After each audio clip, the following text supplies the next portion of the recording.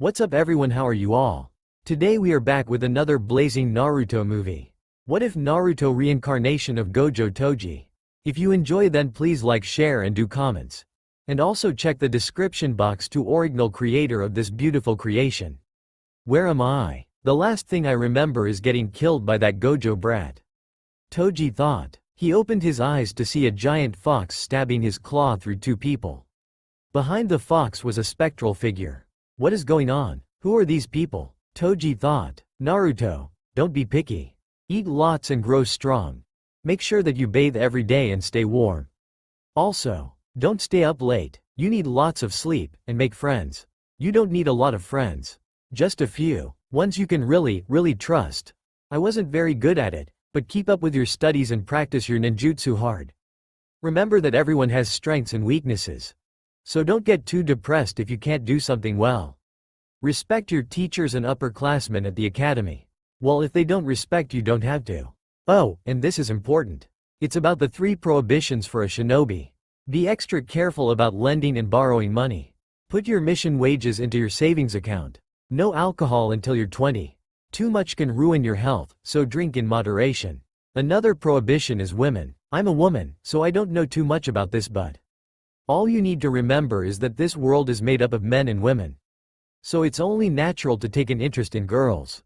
But just don't get hooked on bad women. Find someone just like me. Speaking of the 3 prohibitions, be wary of Jiraiya sensei, you know. Give him a good beating when you see him. Naruto, from now on, you're going to face lots of pain and hardship. Be true to yourself. Have a dream and have the confidence to make that dream come true. There's so much. Oh, so much more that I want to pass on to you. I wish I could stay with you longer. I love you. I am sorry Minato, I used up your time. Kushina. It's alright. Naruto, my words to you. I guess your mom said it all. We love you, son. Minato. Son? Does that mean I have been reborn? Toji thought. Kushina asks Hiruzen to take care of Naruto. Hiruzen promised her he would. Minato then proceeded to finish sealing the 9 tails inside of Toji. He and Kushina died a few seconds later. Hiruzen went to pick up Toji. As Hiruzen picked up Toji, he told the ninjas who also witnessed the sealing to never speak of what happened. So my parents are dead, huh? Whatever, Toji thought before he decided to sleep. He woke up to see he was in a dark void. In the void there was 2 spectral figures. He recognized one of the figures. The one who was behind the giant fox. Who are you? Toji wanted to say. He realized that he couldn't speak. Who I am is none of your concern, Toji Zenin, spectral figure said telepathically. You know who I am. What business do you have with me? Toji thought. I am here to place the heavenly restriction on you. I can't get a break. Fine, go ahead. Toji thought. The spectral figure placed the heavenly restriction on him, sealing his chakra and cursed energy. After that the figure disappeared. What do you want? Toji thought. Asked the remaining spectral figure, Shinigami. I have decided I will give you gift 2 weapons when you come of age, young Uzumaki. The figure. Uzumaki is that the last name of my parents. Toji thought. Your mothers. The Uzumaki clan were my worshippers before they perished.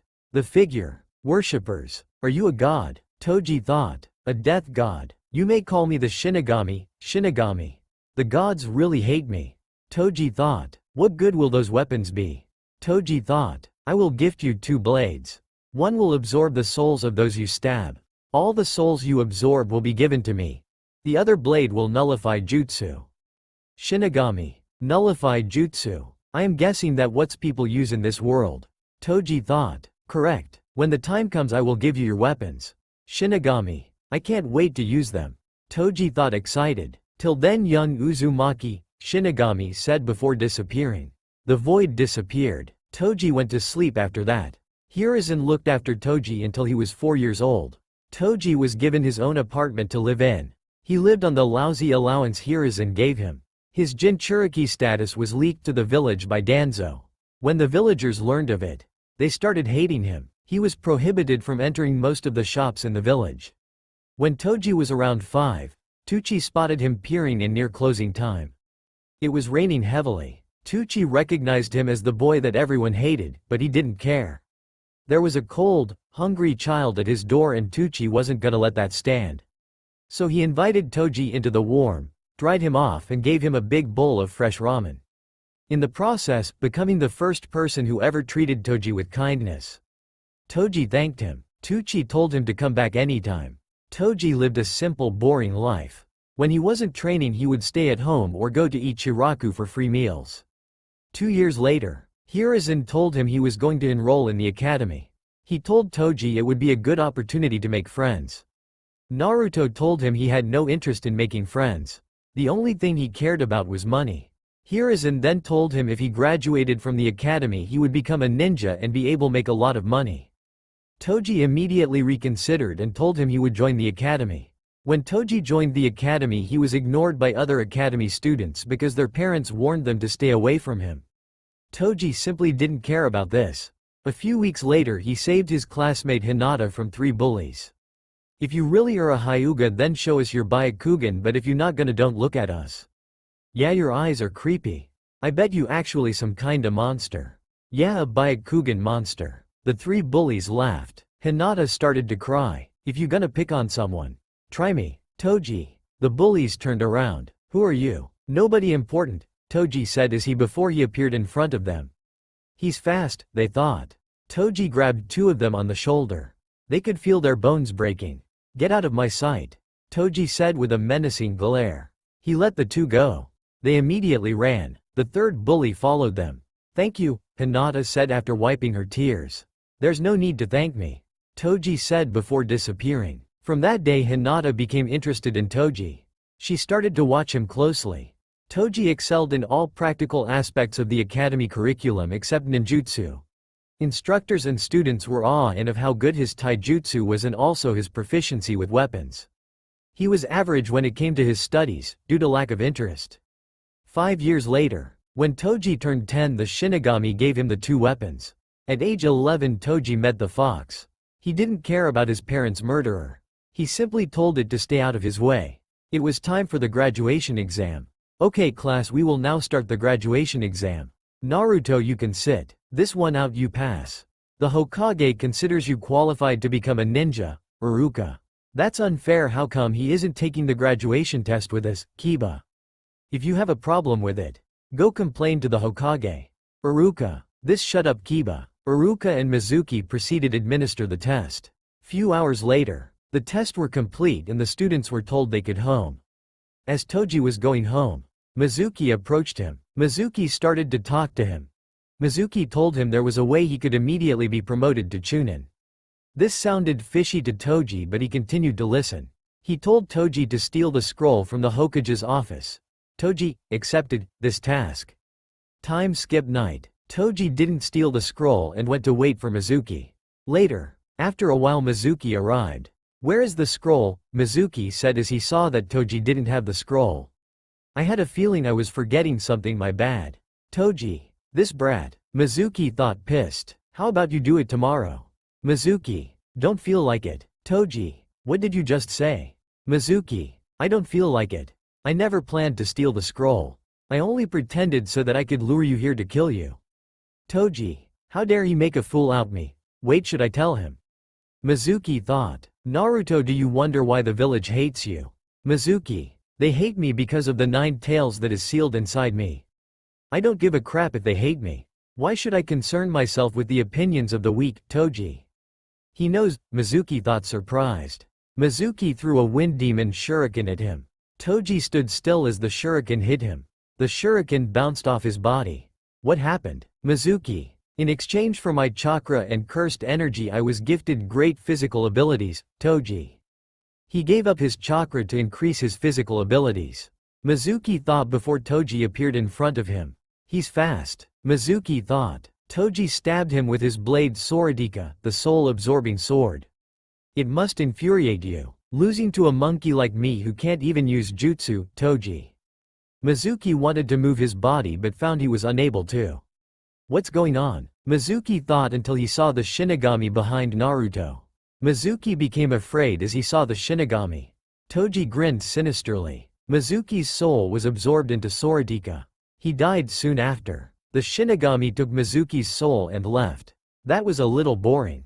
Should have tortured him a little with my other blade first.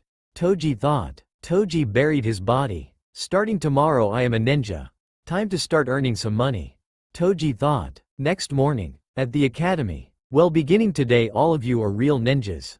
But you are still merely genin, the hard part has just started. Now you will soon be assigned duties by the village. So today we will be creating the 3-man teams. And each team will have a Chunin sensei. You will follow that sensei's instructions as you complete the assigned duties. Iruka said to the class. PFT 3-man teams? That's just more people in my way. Thought Sasuke. I had to be with Sasuke-kun, thought Sakura. Teams? How troublesome, thought Shikamaru. I hope Sasuke's in my team, thought Ino. Munch munch. I should get more snacks after this, thought Choji. Hee whoever is in my team I will still be the best, thought Kiba. I hope me and Naruto-kun are in a team, thought Hinata. Skip irrelevant teams. Well, Team 7 will be Naruto Uzumaki, Sakura Haruno and Sasuke Uchiha, Iruka said. True love conquers. In your face Ino. Sasuke-kun's on my team, Sakura. Damn it, Ino. In your face billboard brow. Sakura. Damn, why does forehead get Sasuke? Ino thought with anger. Naruto-kun. Thought Hinata sad that she was not on his team. Naruto is competent. Sakura, she is gonna have to step up if she wants to keep up with us, Sasuke thought. Iruka continues. Team 8 are Kiba Inzuka, Hinata Hyuga and Shino Aburame. Team 10 are Choji Akamichi, Shikamaru Nara and Ino Yamanaka. Your Jonin senseis will come to get you. So take a break until then, Iruka smile. Time skip 3 hours. All the Jonin senseis except Team 7's came to get them. Sakura and Sasuke were the only ones left in the classroom. Sasuke was just about to walk out the classroom in the academy until Sasuke-kun called Sakura, "Where are you going?" HMPF. Sasuke reply, "I am leaving. I don't like people wasting my time." As he saw the clock time, "Where's Naruto?" Sasuke wondered. Before Sasuke could leave, Kakashi suddenly arrived. He walked to the desk Sasuke and Sakura were sitting in. That is when Sakura started yell at him. "You are late. Where the hell have you been? You kept us waiting for 3 hours, so what is your excuse, Sakura?" "Well, I got lost on the road of life," said Kakashi with an eye smile. "You know that is the lamiest excuse I have ever heard," yelled Sakura. Sasuke looked irritated after hearing Kakashi's excuse. "Okay, so where is your other teammate, Kakashi?" "That idiot Naruto, he probably overslept or something, Sakura." Toji comes after a few minutes. Sakura was about to yell at Toji. Before Sakura could yell, Kakashi interrupted her. "Okay, now that we are all here, meet me up on the roof of the academy," Kakashi said as he disappeared in a body flicker. On the roof. "Okay, let's start with some introductions, Kakashi. What do you want to know?" Sakura. "Your likes, dislikes, dreams for the future, hobbies, stuff like that." Kakashi. "Why don't you give us an example, sensei?" Sakura. "My name is Kakashi Hitaki. I have no desire to tell you about my likes or my dislikes. My dreams for the future. I haven't thought about that. I have a lot of hobbies." Kakashi. After hearing that, Sasuke and Sakura sweat dropped. After that, Sakura started with her introduction. "I am Sakura Haruno, the thing like is," she stares at Sasuke. "My hobbies are," stares at Sasuke. "My dream for the future," stares at Sasuke. Sakura said, blushing. HMPH, Sasuke. "Fangirl. She will die early if she doesn't change soon," thought Kakashi with a sigh. "What are your dislikes, Kakashi?" Ino pig, Sakura. "Okay, your turn next, Mr. Dark and Broody," Kakashi said as he points at Sasuke. "My name is Sasuke Uchiha. I have few likes and many dislikes. My hobby is training. My dream, no, my ambition is to kill a certain man and avenge my clan." Sasuke. Sasuke is so cool, Sakura thought. So he wants to avenge his clan. I thought as much, Kakashi thought. "Well, okay, your turn," Kakashi points at Naruto. "My name is Toji Uzumaki. I like old man Ichiraku and his daughter Ayame. Ramen and money, my hobby is training.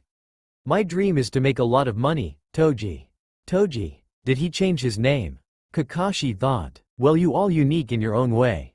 Well, we will start our duties tomorrow with a survival training.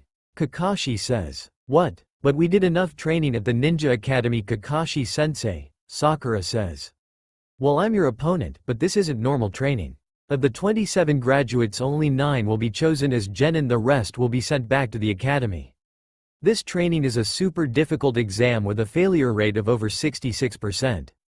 Sakura and Sasuke widened their eyes. Toji smiled. Tomorrow you will be graded on the training field 7. So bring all your shinobi tools. Oh, and skip breakfast. You'll throw up. Kakashi. He told them the location of the training ground and left. Time skip next day. You're late. Sakura yells at Kakashi. Sorry I'm late guys. A black cat crossed my path so I had to go the long way. And after that I helped some old ladies in need. Kakashi said as his eyes smiled. What the hell, that is obviously lie. Sakura screams. Kakashi shrugs it off. Well, forget it, you guys have till the clock rings. Kakashi says as he put a clock on a log. Huh? Sakura asks. Well, there are 2 bells. Your task is to take these from me before noon. Those who cannot get a bell by noon gets no lunch. I'll not only tie you to one of those stumps but I'll eat right in front of you. Kakashi smirks while putting 3 lunches boxes on the log. So that's why he didn't want us to eat. Sakura thought. You only need to get 1 bell. There are only 2, so one of you will definitely be tied to a stump and the person who doesn't get a bell fails, so at least one of you will be sent back to the academy, Kakashi said with a scary face. You can use your shurikens, kunai, etc. so come at me with the intent to kill or you won't succeed. But you will be in danger, Sakura say. Will we fail if we kill you? Toji. Yes. Kakashi. That's too bad, Toji said with saddened expression. Naruto is a taijutsu prodigy. His skill with weapons are also great. Kakashi thought of Naruto's file. I will have to be careful with him, Kakashi thought. Let's just get this over with. Sasuke. Well anyway let's begin, Kakashi said. The 3 quickly hid in the forest. Who will I go after first? Kakashi said as he looking around. With Sakura would be funny. Ha ha Sakura pants. Where are you Sasuke-kun? Then suddenly she heard a voice. Sakura. Sakura recognized this voice. Sasuke-kun? She turned happily. But to her horror Sasuke is covered with kunai sticking in his body and blood flowing non-stop from him. Sakura. Help, he plead and fall. Sakura screams and immediately faints. Maybe I overdid that with the genjutsu, Kakashi thought. Well I guess I can read my book until Naruto or Sasuke decide to come find me, Kakashi. Kakashi took out his book. He started reading it. As he was reading he was hit by kunai. HMPF, Sasuke smirked but its last not long as he saw there was a log. Substitution? Yes, answered Kakashi as he appeared behind him. But Sasuke reacted fast and jumped quickly away and threw some kunai at him, which Kakashi dodged easily. I'm different than those 2. Sasuke-kun, let's test that out, Kakashi said. Sasuke suddenly made some hand seals. That jutsu. Kakashi widened his eyes. How can he use that jutsu? He is merely a genin. HMPF, Sasuke reply, as he finished the sign. Kaden. Gokakyu no jutsu, fire style. Fireball jutsu. Sending a big fireball, flying into the direction to Kakashi. The fireball hit Kakashi. I hit him, Sasuke smirks. Well not really, suddenly Kakashi's voice came from the ground and Kakashi's hands pulled Sasuke's feet to the ground. Ninjutsu. Doden. Shinju Zanshu no Jutsu, Earth Release. Double suicide decapitation technique, Kakashi said and walked away. Sakura finally woke up from her nightmare and run to search for her Sasuke-kun and found him but Kya Sasuke-kun lost his body, and again falling unconscious. She is so damn useless, thought Sasuke. After a while Toji decides to fight Kakashi. So it is your turn. Let's see if you can do better than your teammates. Kakashi. Toji unstraps his blade. Hite Suru, other blade. Show me what you got. Kakashi. Don't blink, Toji says. In an instant, he appears in front of him. He's fast, Kakashi thought. Toji thrusts his sword into Kakashi's chest. Kakashi. Body explodes into a cloud of smoke, showing that Toji stabbed a log all the way through. He smiles and he turns his hand and wrist quickly, splitting the log in 2. He sees Kakashi leaning on a training log reading his book. Nice attack but you won't catch me that quickly, Kakashi says from behind Naruto, and he turns. He sees Kakashi leaning on a training log reading his book. "You almost got me," he says as he flips a page.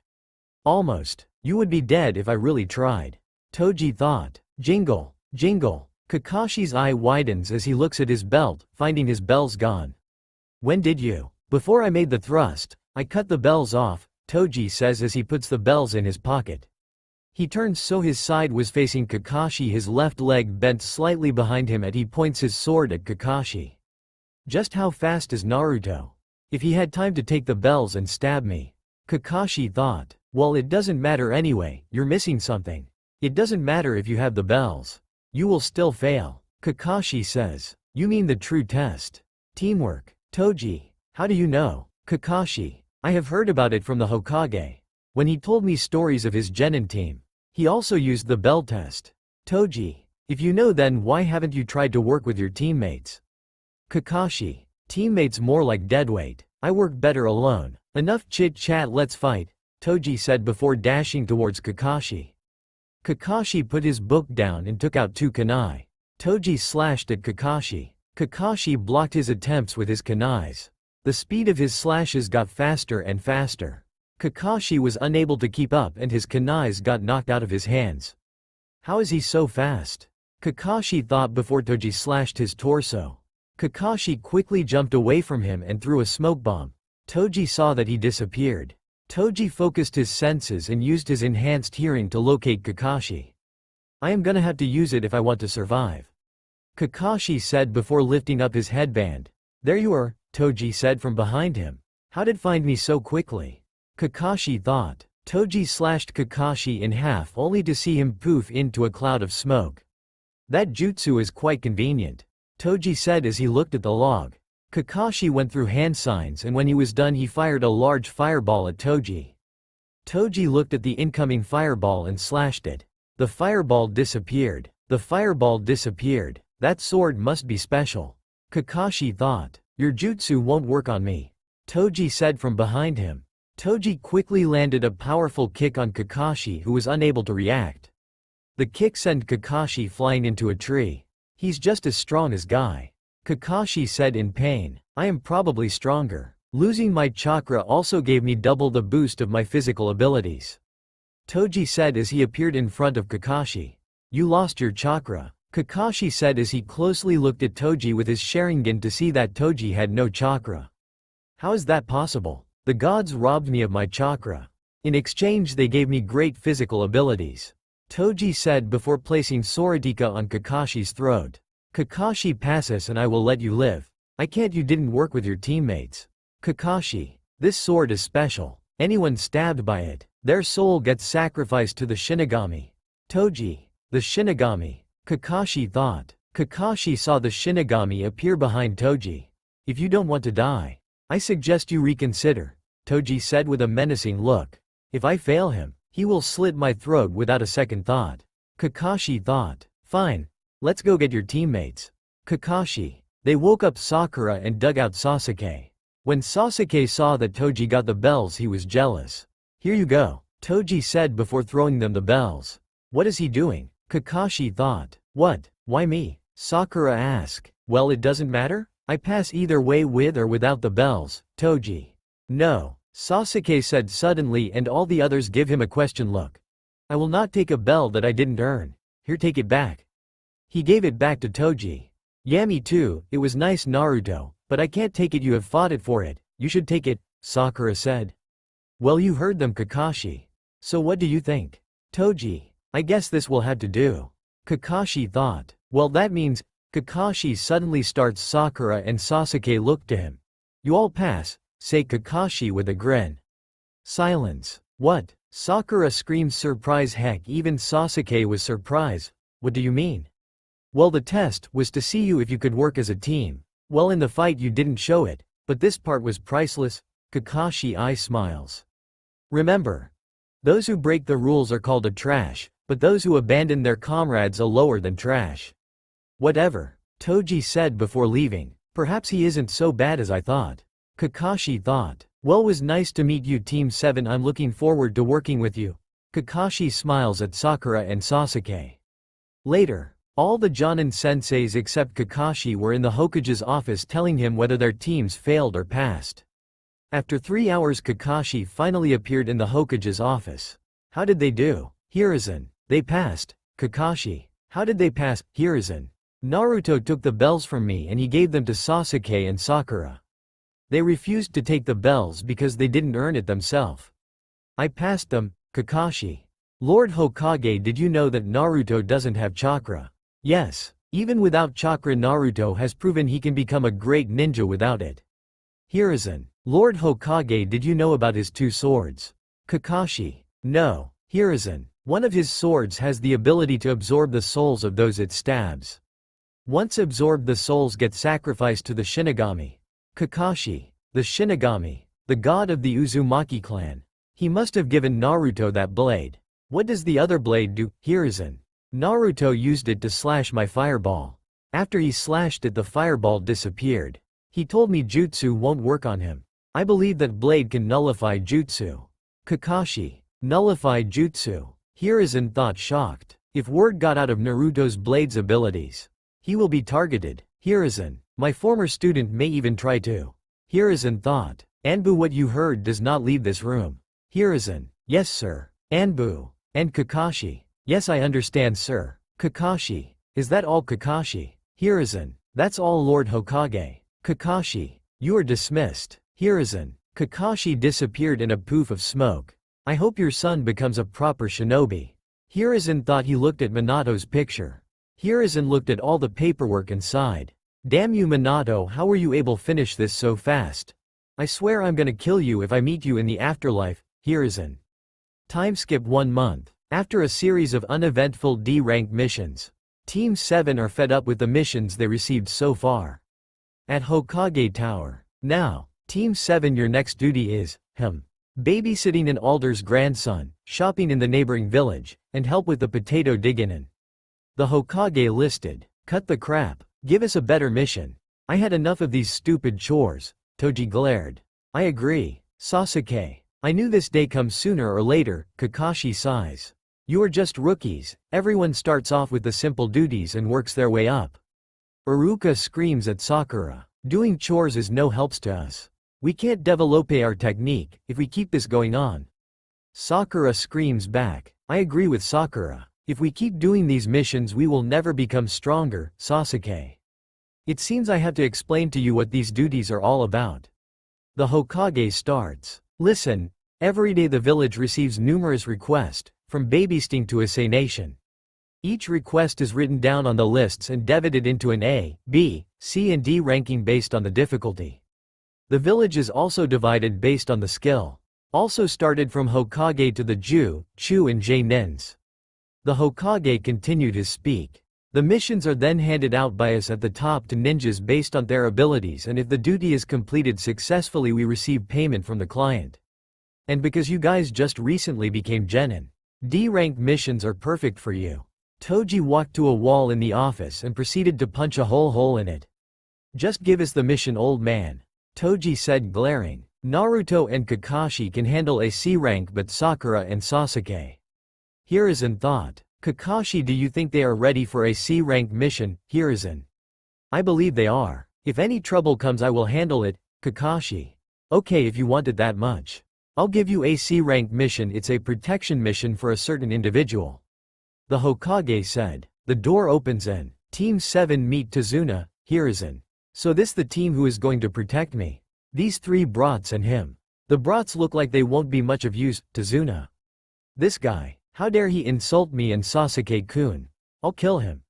Sakura shouts and want to strike him, but Kakashi holds her back. Calm down Sakura, he is the one we are going to protect. What's the point if we kill him? Kakashi said. Well, I am the super expert bridge builder Tazuna. I expect you to provide me super protection until I get back to my country and complete the bridge. Tazuna said. Okay team, let's meet at the gate tomorrow. Bring your equipment and pack necessary food and other things you will need. Kakashi. Time skip next day. At the gate. Let's go, Kakashi said as they leave. Am I really safe with you guys? Tazuna asks. Don't worry, I'm a Chunin. Kakashi replies.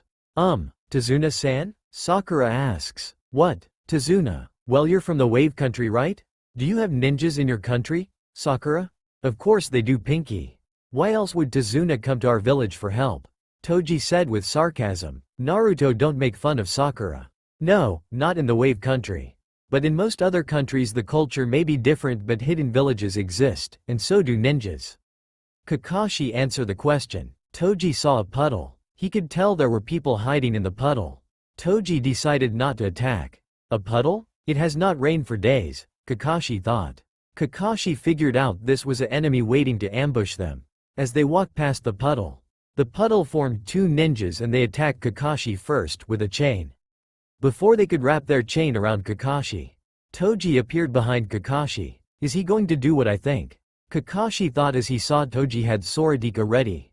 Dodge, Toji said before he cut through Kakashi and the two attackers in front of him. Kakashi-sensei, Sakura screams. Naruto cut through them with just one slash. How is he that powerful? Sasuke thought. Naruto, you monster, you killed Kakashi-sensei. Sakura. Damn, if he didn't warn me my soul would have belonged to the Shinigami. Kakashi thought. Kakashi decided come out of hiding. You are alive, Kakashi-sensei. Sakura. He pointed at his corpse, which had turned into a log. Tazuna, can you please explain? Why these two were after you, Kakashi? I don't know. Tazuna. Well, if you don't know, I guess me and my team should just leave you alone here. Kakashi said with an eye smile. Now Tazuna sweat drop. I give in. Do you know the man with the name Gato? Gato the millionaire? You mean from the Gato shipping? Kakashi replies. A millionaire, Toji thought with a sinister smile. Sasuke and Sakura saw this. They were disturbed by this. Yes, officially he runs a large shipping company. But it isn't important. Well, it was about a year ago when he set his eyes on the wave country. Through money and violence he took control of the country's shipping industry. Gato now has a monopoly on all business traffic in the country. The only thing he has to fear now is the completion foe, the bridge, Tazuna explains. I see, since you're building the bridge you are in his way, Sakura said. But I don't understand, why didn't you hire better ninja or more if you knew ninja are after you? Kakashi said. Well, the country is super poor. Even the feudal lord has no money, and of course we don't have money either. So we have not enough for the expensive B-rank mission. But don't worry about it, if I die my cute 10 years gradson will just cry for a few days. Tazuna laughed. Oh yeah, my daughter will live a sad life hating Leaf Village ninja forever, but it won't be your fault. Not at all. He continued to laugh. I will help you, Tazuna. That scum Gato does not deserve to live. Toji. Thank you, kid, Tazuna. Just you wait, Gato, your money is good as mine, Toji thought. Well, I guess we have no choice to protect at least until you get back to your country, Kakashi said. They continued to walk until they came to a lake. Tazuna's friend was waiting for him with a boat. After hours, they made it to land. They climbed of the boat. They walked for a couple of minutes until Sasuke suddenly twitched and threw a kunai to a bush, but a white rabbit come out. Sasuke-kun, you almost killed that cute rabbit.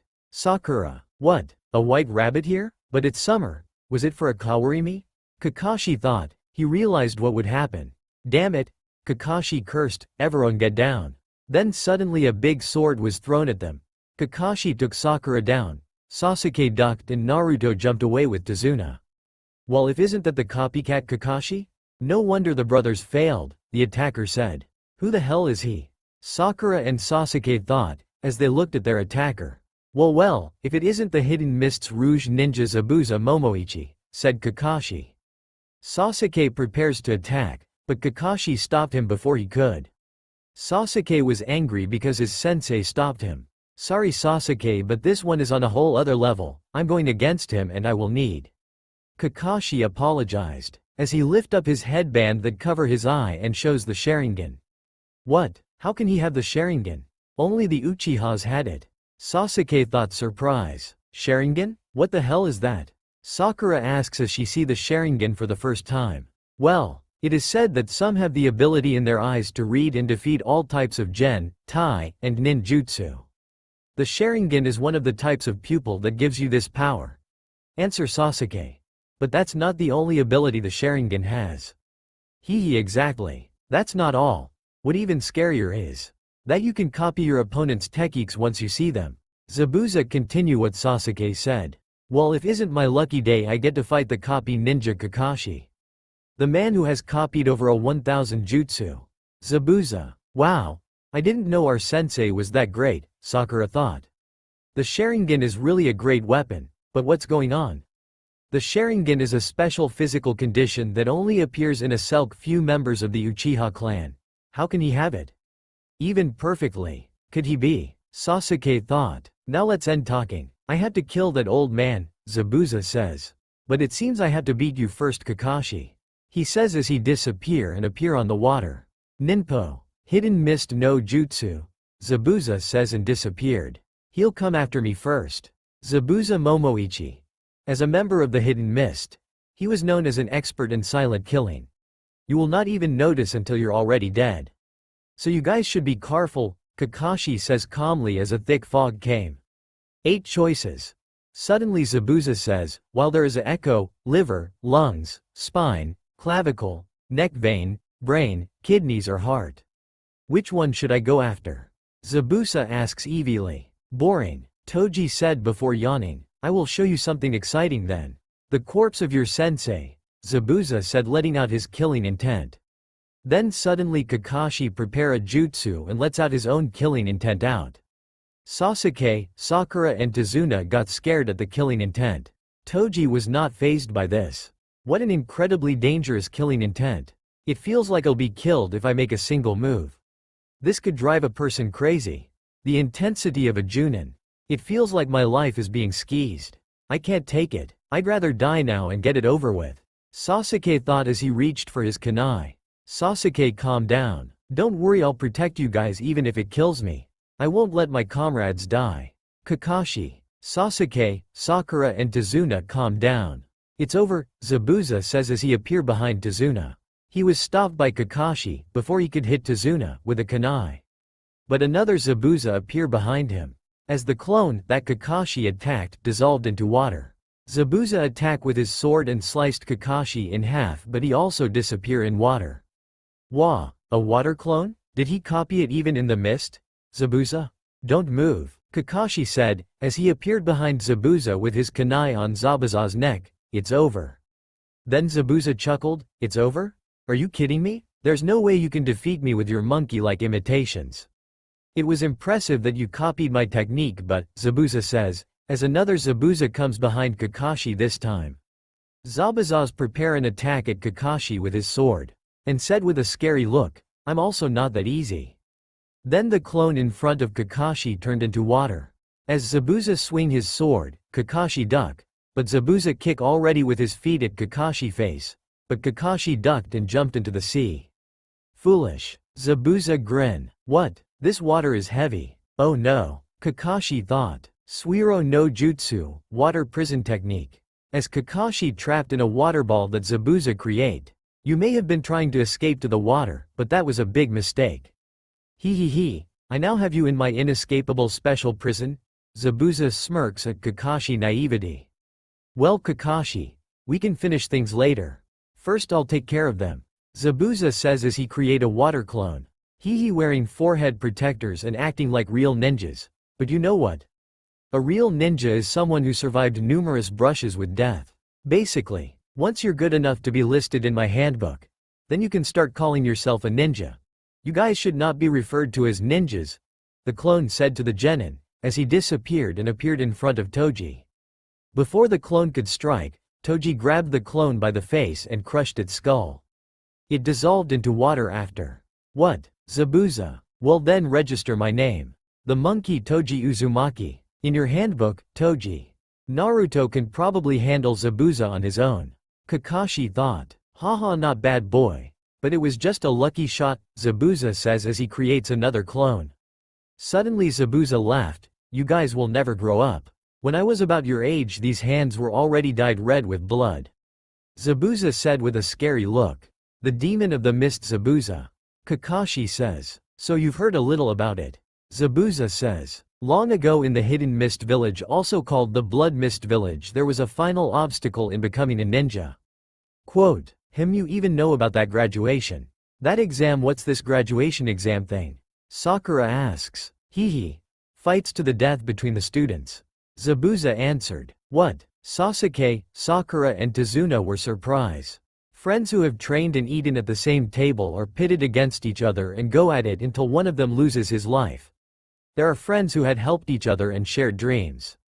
Zabuza says. Terrible. Sakura stuttered. 10 years ago, the hidden missed graduation exam was forced to change. This change came after the previous year when a devil appeared. Kakashi continues with the story. There a boy who didn't hesitation and without pause had killed over 100 of the students. The name is Momochi Zabuza, Kakashi says. Wa, Sasuke, Sakura and Tazuna. Since you are bragging about being a crappy person, my turn. I killed innocent people without remorse. Sold my son, forget he existed. I can go on. Toji, you are terrible person, Sakura. Toji just smiled, and he called Gato scum. Tazuna thought. Kakashi was shocked when he heard this. Can we even trust him? Sasuke thought. I can tell this kid is serious. Zabuza thought. I like you kids, step aside and we'll let you live. Zabuza, come and kill me if you can. Toji, ha ha ha. Time to die I guess. Zabuza said as he switched with his clone. Zabuza dashed towards them. Stay out of this, Toji said to Sasuke before disappearing. He appeared in front of Zabuza and struck him with Haite Suru. Zabuza attempted to block with his blade Kabikirabocho only for Toji to destroy the blade with a single slash. Toji slashed straight through Kabikirabocho and slashed Zabuza's torso. Toji followed up with another slash, cutting Zabuza in half. Zabuza-sama, Haku thought worried. She was relieved when she saw Zabuza dissolve into water. So you switched with your clone. Toji, this brat is a monster. He sliced through Kabikirabocho like it was nothing. Zabuza thought. Come on now, didn't you say you would kill me? Toji said as he released his killing intent. His bloodlust is intense. I will have to retreat for now. Zabuza thought before he used the body flicker technique to escape. Kakashi was freed from the water prison. Haku also retreated. He forced Zabuza into retreating. Just how strong is he? Sasuke thought. Naruto, we need to have a long talk. Kakashi. Sure, Toji. Naruto, have you ever killed a civilian or a ninja of the leaf? Kakashi. Let me think. My memory is bit hazy. What was that guy's name? He was an instructor at the academy. He had white hair, Toji. He killed an academy instructor. Kakashi thought. You killed Mizuki-sensei. Sakura. Mizushi, yeah, that's his name. Toji. Why would you do it, Naruto? Kakashi. He attacked me first, and I responded in kind, Toji. He isn't lying. Kakashi thought. Have you killed other people in the village? Kakashi. No. Toji. If he didn't kill any of the village's people, then who were the innocent people he killed? Kakashi thought. Don't you want to ask about my son? Toji. You are too young to have a child. Kakashi. Well, I do have a son. Toji. Why would you sell your own child? Tazuna asked. Toji thought of Megumi and his deceased wife. I needed the money. Toji lied. Toji abandoned Megumi because he believed that, after his wife died, he could never be the father his son needed. Toji loved Megumi and saw him as a blessing. He named him Megumi because it means blessings. Kakashi could see he was lying. You bastard. Scum like you doesn't deserve to live. Tazuna said before punching Toji in the face. As a father, this pissed off Tazuna. Tazuna punched him a few more times. It felt as if he was punching something hard. What is he made of? Tazuna thought his hands hurt. Do you have any more questions? Toji said, unfazed by Tazuna's hits. Naruto, do you plan to betray the hidden leaf? Kakashi. No. Toji. Kakashi was relieved to hear this. He didn't want to face Naruto as an enemy. Kakashi decided that they could continue the discussion another time. Sakura and Tazuna were disgusted by Toji. Sasuke was wary of him. After the chat, Team 7 escorted Tazuna to his house. When they got there, they met Tazuna's daughter and his grandson. Father, welcome back, it is good to see you. Who are these people? Tazuna's daughter. Tsunami, it good to see you too. They're leaf ninja I hired to protect me while I'm building the bridge. Tazuna. So you were able to find help. Thank you for protecting my father, Tsunami. It's no problem, Miss Tsunami. My name is Kakashi. These are my students Naruto, Sasuke and Sakura. Kakashi. Tazuna's grandson appeared. He gave Tazuna a hug and asked him about Team 7. Grandpa, said Tazuna's grandson as he hugged him. Inari, it is good to see you, Tazuna. Grandpa, who are they, Inari? They are ninja I hired to protect me while I'm building the bridge. Tazuna. Grandpa, you should give up on building the bridge. Gato is going to kill you if you don't, Inari. Inari, the bridge is needed for us to be free from Gato's reign, Tazuna. You are an idiot, Inari said as he ran away. Next day, Team 7 and Tazuna's family were having breakfast. While having breakfast, Sasuke asked Kakashi about his Sharingan. Kakashi told him it was a gift from his fallen comrade Obito Uchiha. Zabuza will be wary of Naruto, and will try to come up with a plan to face him. So that means you guys will receive training, Kakashi said to his pupils. Sensei, what's a little training going to do? Our enemy is a ninja you struggled against even with the Sharingan. Sakura yelled. Don't worry, we have Naruto to back me up. Kakashi. Toji left the dining room. He saw Inari staring at picture while crying. You. Dad, you. Inari cried and looked at the picture of his dad. So Gato murdered his dad, Toji thought. After they finished eating, they went outside. Okay, we start training now. Before that, do you know what chakra is? Chakra is the energy a shinobi needs when performing a jutsu. That energy has two parts. The body energy that is in each of the billions of our cells, and the spiritual energy gained through training and other experiences. These two parts are combined. So by bringing out and releasing chakra, we can use a jutsu. This is done throughout the process of performing a seal with the hands. Sakura. Good, it seems you know it, Kakashi. But Kakashi-sensei, why did ask that? We can already use jutsu. Sakura asked. You guys are not using chakra properly, Kakashi said. What do you mean? Sasuke asked. Well, listen. As Sakura said early, to release chakra means to bring out physical and spiritual energy and mix them together within your body. And based on what jutsu you use, the chakra, unless you control it properly, the jutsu will be weakened or not work at all, and by wasting energy, you won't be able to fight as long. These kinds of weakness will appear, Kakashi answered. Well, you do have a point, sensei. So what should we do? Sakura asked. You will learn how to control it. Through very tough training, Kakashi said. What are we going to do? Sasuke. Tree climbing. Kakashi answered with a smile. What do you mean? Sakura. You will learn how to climb trees without the use of your hands. Let me demonstrate, Kakashi said as he gathered chakra in his feet and began to walk up until he reached a ast and looked down, up to them. You understand now? Gather your chakra in the bottom of your feet and climb up a tree. This is something you can do once you can use chakra well, Kakashi said with a smile. Wait a minute, how is learning how to climb a tree going to make us stronger? Sakura asked. Here's the main part. Listen closely. The purpose of this training is, first, to teach you how to control chakra. To bring out the proper amount to the proper area. As I said earlier, this is the important aspect when using jutsu. This can be difficult for even a skilled ninja. The amount of chakra needed to climb a tree is small, but it must be exact, and it is said that the bottom of the foot is the most difficult area to gather chakra. So basically, if you can learn this control, you should be to master any jutsu. The second things is for you to develop the stamina needed to control chakra properly. Depending on the jutsu, controlling your chakra properly can be very difficult, and a ninja will usually be gathering his chakra during battle while constantly moving. Those types of situations make controlling chakra even more difficult. That's why, from this tree climbing, you must gain the stamina needed for this proper control. Kakashi explained. Well, me talking all day isn't going to accomplish anything. Kakashi said as he took two kunai from his pocket. This is something you'll have to learn with your bodies, Kakashi said as he threw the two kunai to Sakura and Sasuke. Use those kunais to mark how high you make it up the tree. Then use that mark as your goal and try to surpass it. I should be able to finish this training fast. Sasuke thought. I hope Sasuke-kun will compliment me if I can do it fast, Sakura thought. Toji disappeared and went to search for Gato. Where is Naruto going? Kakashi thought suspicious. I have to watch out. If is he willing to sell his own child? Then what would stop him from betraying us? Sasuke thought. After Toji left. After Sasuke finished gathering chakra, he ran up the tree. As Sasuke make 4 steps, the tree cracked, but before he fell he make the spot. I can't believe it would be this hard. Too much chakra and the wood cracks. But too weak and you don't stick at all and, well, that happened.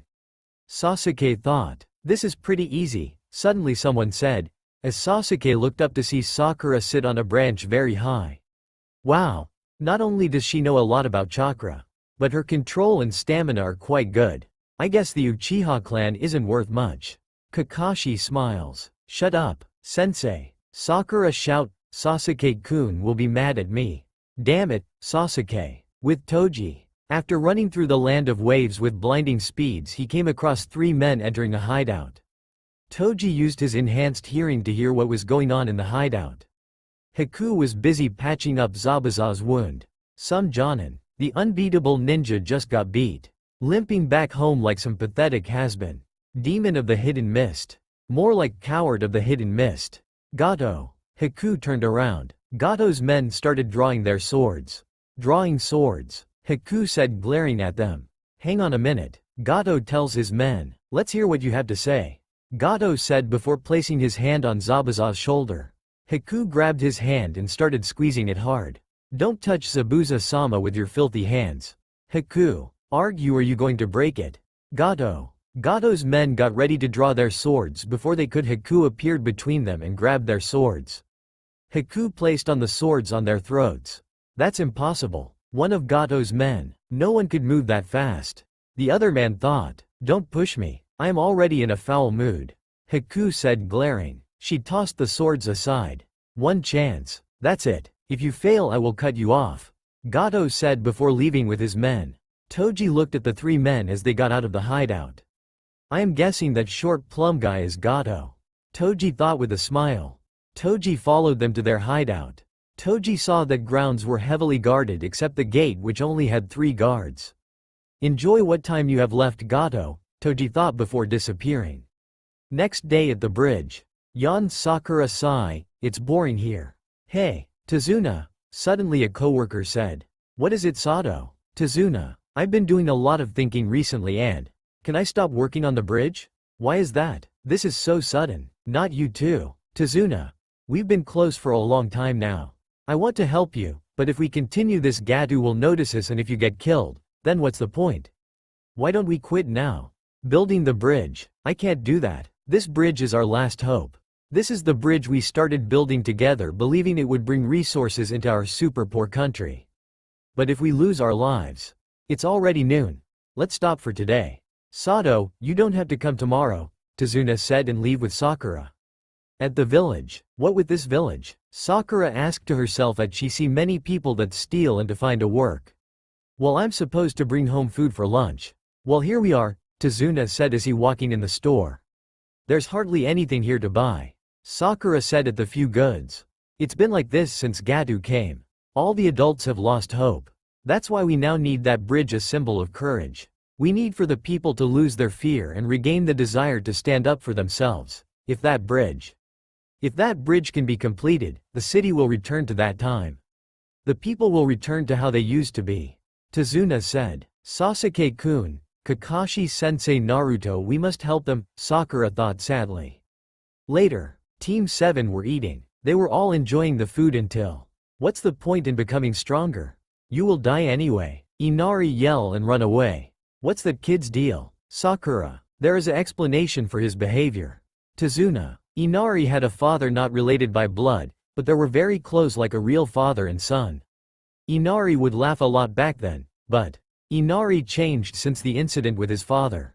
Tazuna cried. That incident? What happened? Kakashi asked. Well, before I get to that, I first have to tell you about the man who is called the hero of this city, Tazuna said. Tazuna tells them how Gato executed Kaiza. Terrible. Sakura cried. Where is Naruto? He left, still hasn't returned, Kakashi. He's missing breakfast. Plus Sasuke goes off on a walk and doesn't come back. Sakura wondered. She then saw Sasuke standing at the top of a tree. Sasuke-kun. Sakura cried with heart in her eyes. Toji appeared. Back to Tazuna place. As they sitting in the eating room, Inari became angry. Why do you guys bother to try so hard? No matter how hard you train, you're still no match for Gato's men. I'd hate to be like you. You don't know anything about this country yet you're being so nosy. What the hell do you know? You don't know how hard life can be. Inari cried. Shut up kid, you are noisy. Naruto said as he left the table. Stupid brat. He thinks I don't know what suffering is, Toji thought angry. He decided it was time to go after Gato. After dinner Kakashi looked for Inari. Inari was sitting behind the house and looking at the ocean. Can I join you? Kakashi asked and sitting beside Inari. Well, Naruto didn't mean any harm by what he said. Tazuna-san told us about your dad. Like you, Naruto also grew up without a father. Actually, he's never known his parents and he never even had a single friend. The truth is he had a rougher past than you. But I have never once seen him cry or complain. Kakashi, just like your father, Naruto may understand your feelings better than anyone else. With Toji, he ran to Gato's base at blinding speeds. The guards stationed outside the gate were busy chatting. Time for you all to die, Toji said as he unstrapped Soradika. He appeared in front of them. Who are? Toji stabbed him in the throat before he could finish his sentence. The other two guards slashed at Toji. Toji stood still as they made contact with him. Their blades couldn't cut him. What's going on? Why can't we cut him? Toji quickly pulled Soradika out of the guard's throat and cut the other two in half. Let the bloodbath begin, Toji said before destroying the gate. Gato's men made the way to the gate. Brad, do you know whose hideout this is? Gato. Toji. Then you know what happens when you cross him. I don't care. It's your own funeral, kid. The man said before charging at Toji. The man tried to slash him but failed as Toji appeared behind him. Toji grabbed his head and crushed his skull. Gato's other men freaked out as they saw this. Let's all attack him at once. One said. They all charged at him. In an instant Toji cut them into pieces. Toji went inside the base and continued the slaughter. On his way to Gato he came across cells where Gato had imprisoned women and children. Toji freed them. Gato's men had informed him of the slaughter and proceeded to escape using a secret passageway. After killing all of Gato's men in the base, Toji tracked him down before he could escape on a boat. Where do you think you going, Gato? Toji. Gato saw that Toji was covered in blood. Kill him, Gato told his remaining men. They rushed at Toji only to be slaughtered. Toji walked towards him. Wait, don't kill me, I'll give you anything you want. Money, girls, or anything else, Gato pleaded. Then give me all your money and other valuable objects, Toji. Fine, Gato. Gato lead him back to the base. He gave Toji everything he had. Nice doing business with you, Naruto said before stabbing Gato. What I'm gonna do with all this, Toji said as he looked at everything Gato had given him. Shinigami-sama, don't you have something that can store all of this? The Shinigami appeared and gave him a box. This box can store a limitless amount of items. The space inside of it is infinite. Shinigami. Thank you Shinigami-sama, Toji. Consider it your payment for the souls you offered, Shinigami said before disappearing. Toji used the box to store most of the stuff inside. After that he picked up Gato's body and went to visit Zabuza and Haku. They were surprised when they saw Toji. They were ready to attack until they saw Gato on Toji's shoulder. Since Gato is dead, it means we are no longer enemies, Toji said before tossing Zabuza money. Take that and leave. If I see you both are still here tomorrow, I will kill you both, Toji said, letting his killing intent out. Zabuza agreed and said they would leave in a few hours. Toji left and went to the village, where he showcased Gato's corpse to the people. The people of Wave cheered for Toji. Toji left Gato's corpse in the village. The people decided to burn his corpse. After that Toji went to off all the blood. Next day, Kakashi, Sasuke and Sakura were walking to the bridge with Tazuna behind them. They were surprised to see the people celebrating. What is going on? Tazuna asked. Gato is dead. Wait, what? Tazuna. Yeah, some kid did it. He went through the village showing off Gato's corpse. A kid? Did he have black hair and blue eyes? Kakashi. Yeah, Naruto. Kakashi. My dream is to make a lot of money. Kakashi thought of what Toji said. He probably robbed Gato of his money before killing him, Kakashi thought. The kid killed Gato, Tazuna thought. Without our employer Zabuza is most likely not going to attack us again. So this mission will be easy from here out. Kakashi. Naruto saved the land of waves, Sakura thought shocked. No more fighting, Sasuke thought displeased. When Tazuna's workers heard of this, they joined him and continued working on the bridge. When they all went home they filled in Inari and Tsunami of the news. Inari was shocked. Tsunami cooked them something special for the occasion. Time skip week. Toji went missing for the entire week. The bridge was finished and Kakashi, Sasuke and Sakura were just about to head back to the Leaf Village. Toji appeared next to them. Thank you all for helping Grandpa. Inari. It was no problem, Kakashi. Thank you for avenging my father. Inari said before hugging Toji. My pleasure, kid, Toji said with a smile. That's the first I have seen him smile. They all thought. Toji bent next to Inari. There's something I left in your room, give it to your grandpa. Toji whispered. Inari nodded. Tazuna apologized to Toji for hitting him. Toji told him it was alright. As they were leaving, the villagers began to ask about the name of the bridge before Tazuna spoke, smiling at Naruto moving away in the distance. We will call it the Great Naruto Bridge. Tsunami chuckled. That's a good name and hopefully it will stand as a beacon strength for years to come, just like Naruto was for this village and the bridge. Said Tsunami. On the way back, Naruto, what did you with the money? Kakashi. Left some at Tazuna's and also Zabuza gave some of it. Toji. He stole Gato's money, Sasuke thought. What did you do with the rest? Kakashi. Went to another country and gambled with it, Toji. So lost you it all? Kakashi. Yep, Toji. He stole millions only to lose it all. Sasuke thought, perplexed. He's just as unlucky as Lady Tsunade. Kakashi thought. As they walked, all of them were having conflicted thoughts of Toji. Like, was he a bad person or actually a good guy? When they got to the village, Kakashi gave Hiruzen a report of the mission. Hiruzen was impressed with Toji, who single-handedly completed the mission, to which Toji demanded a bonus for that. Hiruzen agreed to it. The Mizuki incident was discussed. Hiruzen and Kakashi both thought it was suspicious that Mizuki gave him a fake test. They concluded his objective was to take the scroll from Toji and kill him afterwards. Kakashi left out the part of Toji's son. 1 month later, Toji and Sakura came across Konohamaru, who asked if Sakura was Toji's girlfriend. Toji and Sakura replied no. Konohamaru concluded someone as ugly as her wasn't worthy of his big bro. This made Sakura angry. Toji told him to run. Konohamaru ran. Sakura chased after him. It grew quiet as Konohamaru fell and looked up to see who or what he has suddenly collided with in his rush to get away from the scary girl.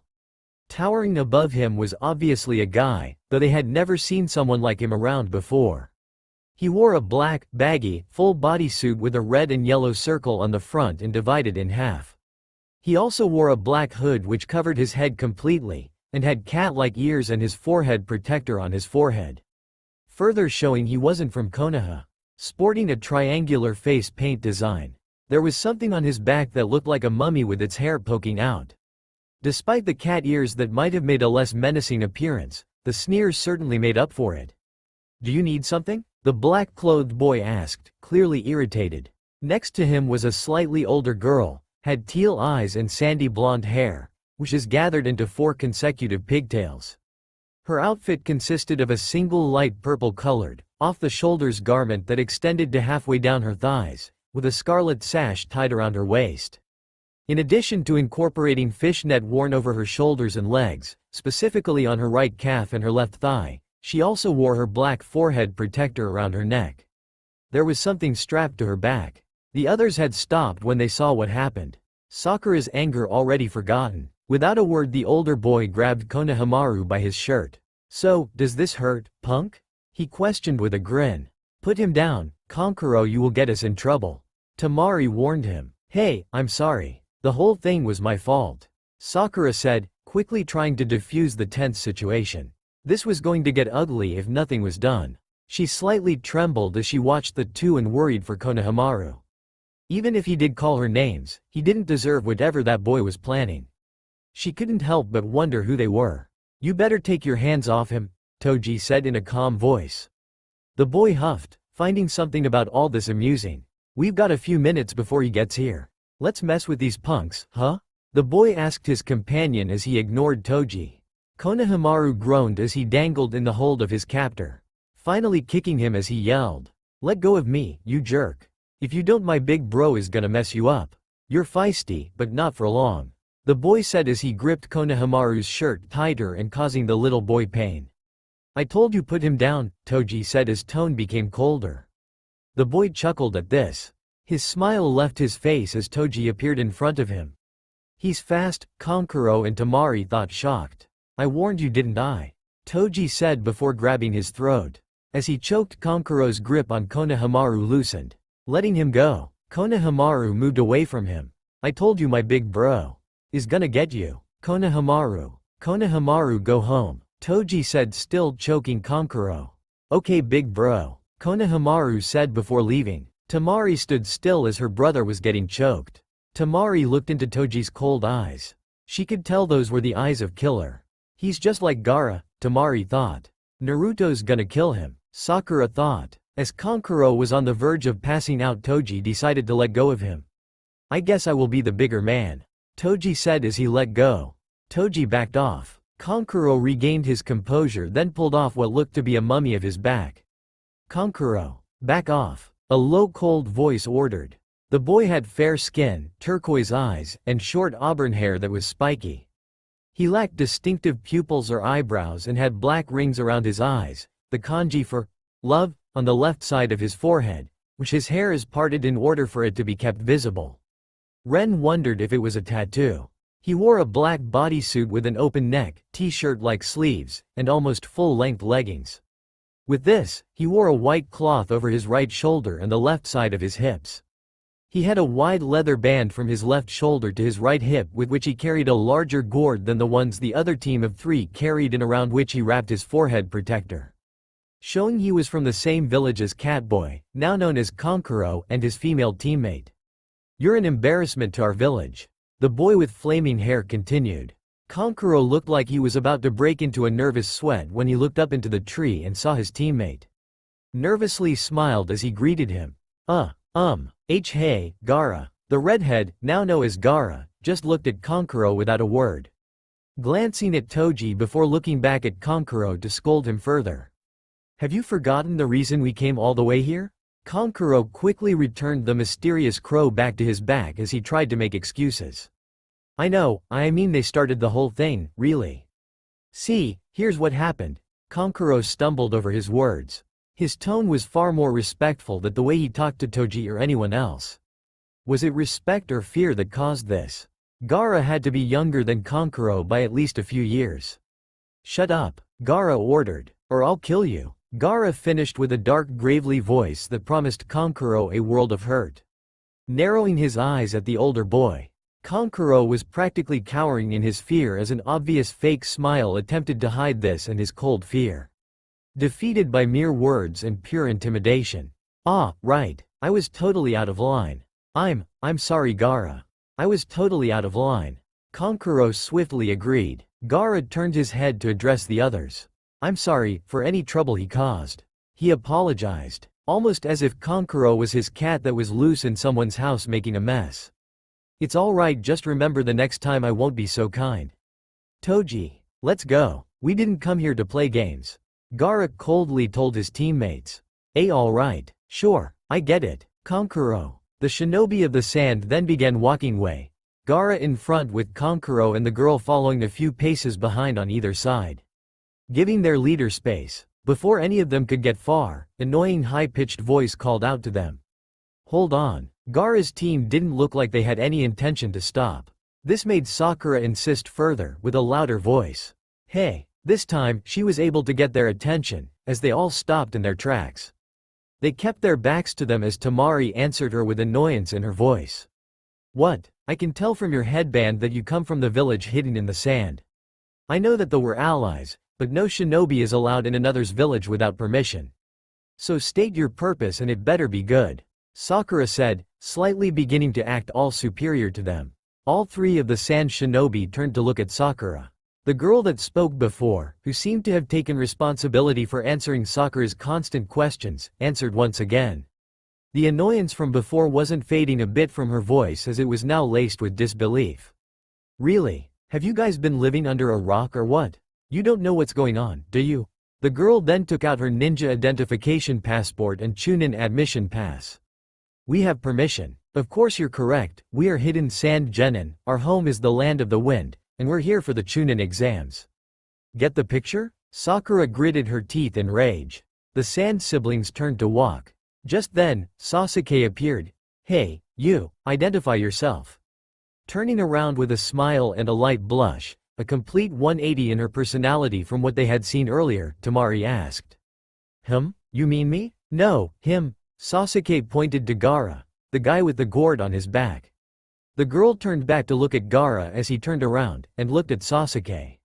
"My name is Gaara of the desert. I'm curious about you, too. Who are you?" "I am Sasuke Uchiha." "Sasuke, what's your name?" Gaara asked Toji. "Toji Uzumaki." "Toji, I looked forward to facing you both in the Chunin exams." Gaara, the sand team disappeared. Things are getting interesting, Sasuke thought, from a tree watching this encounter. "What do you think, Dosu?" "Zaku, that black-haired boy with the blue eyes is dangerous. The Uchiha boy and the desert rat may also be a challenge." Dosu, with the Hokage, Junin and Chunin were gathered in his office. "It's time we choose the candidates for the Chunin examinations. To begin, will those in charge of the rookie genin step forward?" Hiruzen, Kakashi, Kurenai and Asuma stepped forward. Kakashi, Kurenai and Asuma, what do you say, are there any in your squads you would recommend? Who are ready for the exams despite their inexperience? As you know, any genin who has completed over 8 or more missions is technically eligible for the examinations. Beyond that, only you can decide when they are ready. Of course, most genin require a much longer training period. At twice that many missions. Hiruzen, there's no need to say all this. It's way too soon for their squads, Iruka thought. So Kakashi, you begin. Hiruzen, I lead Squad 7, Sasuke Uchiha, Naruto Uzumaki and Sakura Haruno. I recommend them all for the Chunin examinations. Kakashi, and my squad number is 8. Hinata Hyuga, Shino Aburame and Kiba Inuzuka. I Kurenai Yuhi recommend all 3. Kurenai, my is squad number 10. Ino Yamanaka, Shikamaru Nara and Choji Akamichi. I Asuma Sarutobi recommend all 3. Asuma, they all rookies, it's still too early for them. Random Junin, it doesn't make any sense. Hold on a second. Iruka, yes, what is it, Iruka? Hiruzen, Lord Hokage, with all respect, all of the 9 names just given were my students at the academy. I know their skills and abilities. One of them has great promise, but it is too soon. They need more experience before they are tested. If they try now, they are sure to fail the exam. Iruka, when I became a Chunin I was 6 years younger than they are. Kakashi, they are nothing like you. Are you trying to destroy them? Iruka, well, they are always complaining about not being challenged enough. Maybe wiping out on the exams will teach them a lesson. A little pain is good. Kakashi, what did you say? Iruka, oh, nothing fatal of course, but seriously Iruka, relax. Listen, I understand how you feel, it's very personal for you and it upsets you. Alright Kakashi, back off, you said enough. Kurenai, on the contrary, Kurenai, Iruka needs to hear this. He needs to realize they're not his students anymore. They are mine. Kakashi, enough already. Asuma, Kurenai sighs, but these exams could destroy them. You know that. Iruka, you made your point. Hiruzen, Lord Hokage. Iruka, like Kakashi said, you no longer their teacher.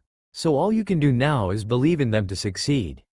Hiruzen, Iruka clenched his fist. 2 days later, Kakashi got his team together and showed up on time for once, probably to avoid pissing off Sakura. They were standing on a small bridge. I know this is a bit sudden, but I recommended you for the Chunin exams. These are the application forms, Kakashi said as he showed the forms. Application forms. Sakura, you are repeating me, Sakura. This is all voluntary. It's up to all of you. If you don't feel ready, you can wait till next year. Whoever wants to take the exams, sign the application and come to room 301 at the academy. It's at 3 p.m. 5 days from now, Kakashi said before handing them the forms. 3 days later, Toji met up with Sasuke and Sakura along his walk to the academy, so they all went together. When they arrived on the second floor, they saw Rock Lee being beaten up by 2 guards. Suddenly a punch was aimed at Tenten. Toji appeared in an instant and blocked the punch aimed at her. Sasuke walked up with Sakura close behind and said, "Drop the genjutsu, it's pathetic." Most were wondering what Sasuke was talking about until the guard spoke up. "So you saw through the genjutsu, huh?" The guard charged Sasuke while Sasuke began to swing a kick. In an instant Lee appeared between both and stopped them with his hands. "That's some chakra he's got in his arm. thought Sasuke. What are you doing? Aren't you the one who said we should hide our true strength, Lee? Said Neji, a boy who had piercing white eyes with a slight lavender tint to them while walking up to Lee. The boy had noticeably long, black hair which reached the middle of his back and was tied back a few inches above the end, while two straps attached to a smaller headband underneath his ninja forehead protector framed the sides of his face. He had very fair skin and he also wore a black headband that he wore snugly over his forehead. He wore a khaki shirt, dark brown shorts, and blue shinobi sandals. He also had bandages wrapped around his right arm, chest, and right leg. Sorry but Lee broke off and looked at Sakura and then blushed. My name is Rock Lee. You are Sakura, right? Please be my girlfriend, I vow to protect you with my life. Lee said to Sakura. Definitely no, Sakura said. Why, Lee? Because you are weirdo. Sakura. Lee got a little sad hearing this. Toji laughed. Hey you, what is your names? Neji said to Toji and Sasuke. It is common courtesy to give your own name before asking someone else's. Sasuke. Toji ignored him. Hey you are a rookies, aren't you? How old are you? Neji. I am not obliged to answer that. Sasuke. What's that? Neji. Hey Sasuke, Naruto, come on, let's go. Sakura. After she said that, they went to walk to the examination room. But they were stopped by Lee. Hey you, hold on you. Lee said as he pointed at Toji. What do you want? Toji. I want to fight right here and right now. Lee. You want to fight me here and now? Toji. Yes. My name is Rock Lee. As your friend said, it is common courtesy for a challenger to give his name first. Naruto Uzumaki. Lee. I challenge you. I heard that you are taijutsu prodigy. I want to see if it is true. I figured you would be a good test for me. And also Sakura, I love you. No, I would never love someone like you. Those eyebrows of yours are gross. Sakura screamed. Lee felt a little sad. This is Naruto Uzumaki. I heard he's great with weapons. Tenten thought. She looked at Toji's waist to see his two blades. Can I see them? Tenten asked as she pointed at his swords.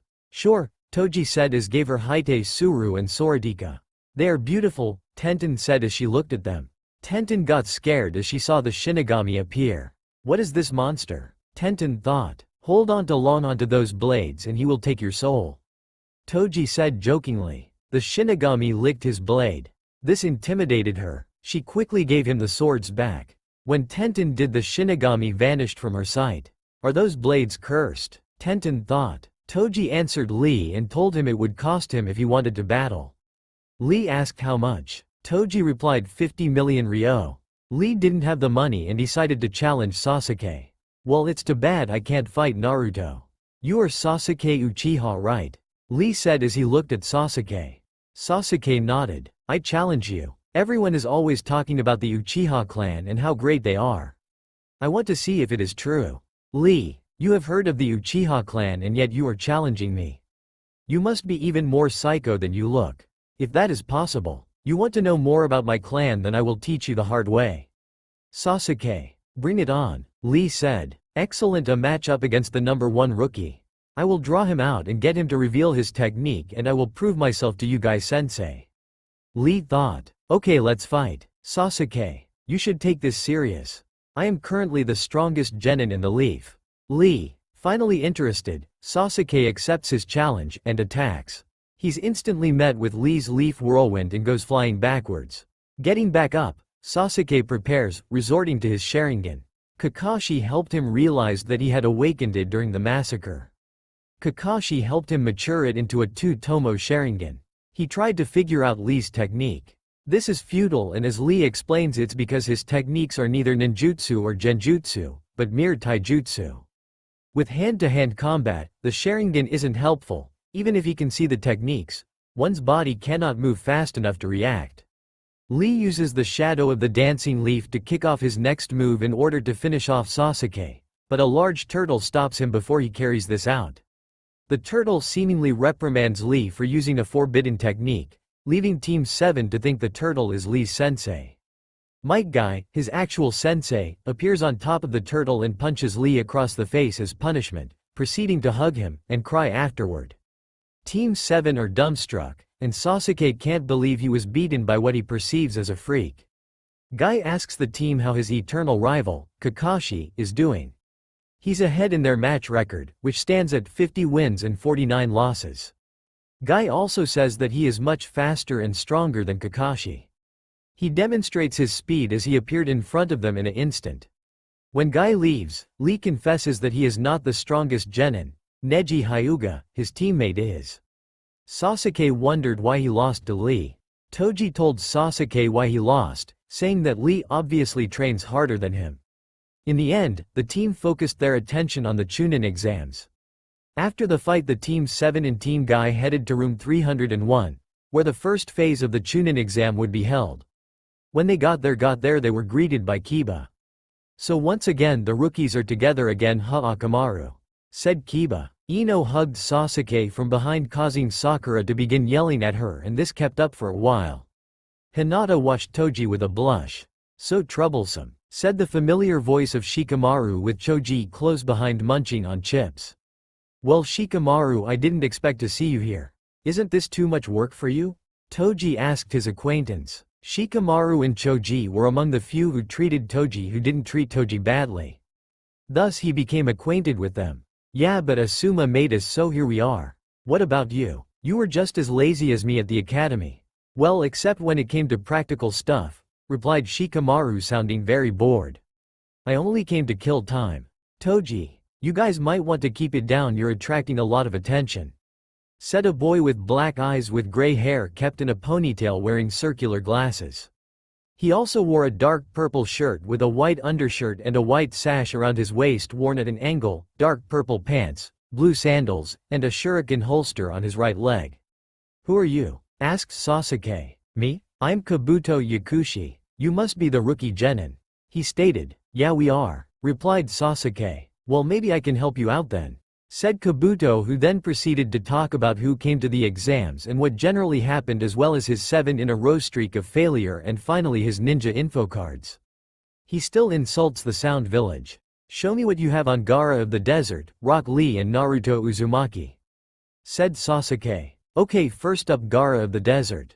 His teammates are Tamari and Kankuro of the Desert, who are also his siblings, and it says here he has completed 8 C ranks and a B rank without getting a single scratch. In fact, he has never been injured." The genin were stunned until Kabuto moved on. Rock Lee teammates Neji Hyuga and Tenten, Sensei Might Guy. His taijutsu has increased dramatically over the past 12 months, but the rest of his skills are virtually non-existent. He has completed 20 D ranks and 11 C ranks. Just as Kabuto was about to read Toji's info, Toji grabbed the card and tore it apart. "I can tell you myself. I am Toji Uzumaki. I am monkey who has 0 chakra. I have great physical abilities. My strengths lie in taijutsu and kenjutsu." Toji. The Leaf rookies were surprised to hear. But this made sense as to why Toji always failed his ninjutsu exams. "So he's just like me. Except he doesn't have chakra," Lee thought. The other shinobi didn't consider him a threat when they heard of his inability to use chakra. Shikamaru grew suspicious of Kabuto, because he had classified information that only a Kage would have access to. "Hey, that guy called us little," said one of the Sound genin. He had spiky, dark hair and dark eyes. He wore a beige shirt with 2 black stripes and 3 prints which said death down the front. His forehead protector had a face guard. As with his teammates, he wore a snake-patterned scarf around his neck. "Well, let's teach him a lesson," said the other Sound genin. He had bandages covering most of his face, leaving only his left eye uncovered. He also wore a large poncho with long sleeves, a snake-patterned scarf around his neck and a straw raincoat protruding from the back of his scarf. His back was hunched, which made him look smaller than he actually was. The Sound team dashed around the room before the one who spoke first threw a kunai at Kabuto, who jumped back to avoid them. However, in an instant the genin who looked like a mummy revealed a gauntlet with holes in it and swung his fist, barely missing Kabuto. Kabuto stood up and then his glasses broke. "Oh, I see, it was that kind of an attack," he said, taking off his glasses. However, something else was happening and he clutched his stomach in pain, coughing up blood. "Kabuto, are you alright?" asked Sakura. "Put this in your information. The genin of the Sound will all be Chunin when this exam is over," said the Sound ninja who threw the kunai. Before anything else could happen, a puff of smoke popped up from the front of the classroom as a rough man's voice barked out orders to them. "All right, you baby-faced degenerates. Pipe down and listen up. As the smoke cleared, in front of a group of other ninja was a man with a large, imposing figure, which he complements with a rugged head and face covered with old wounds and the 2 scars along his face. His head was covered by his forehead protector. He wore a darker version of the standard uniform of the intelligence division, along with a black trench coat and gloves. It's time to begin. I am Ibiki Morino, your proctor, and from this moment, your worst enemy. He smirked. Thanks for waiting. I am Morino Ibiki, the examiner for the Chunin selection exam's first test. Ibiki said, we will now start the first test in the Chunin exam. Instead of your current seating arrangements, you will pick one of these numbers and sit in the seat where the numbers are. We will then hand out the exams, Ibiki said. Now there are many important rules to this first test. I'll write it on the board while I explain, but questions will not be allowed, so listen carefully, Ibiki said. Rule 1. The test works on a point deduction system. Unlike regular tests, you all start off with a perfect score of 10 points. If you answer 3 questions wrong, your score is 7.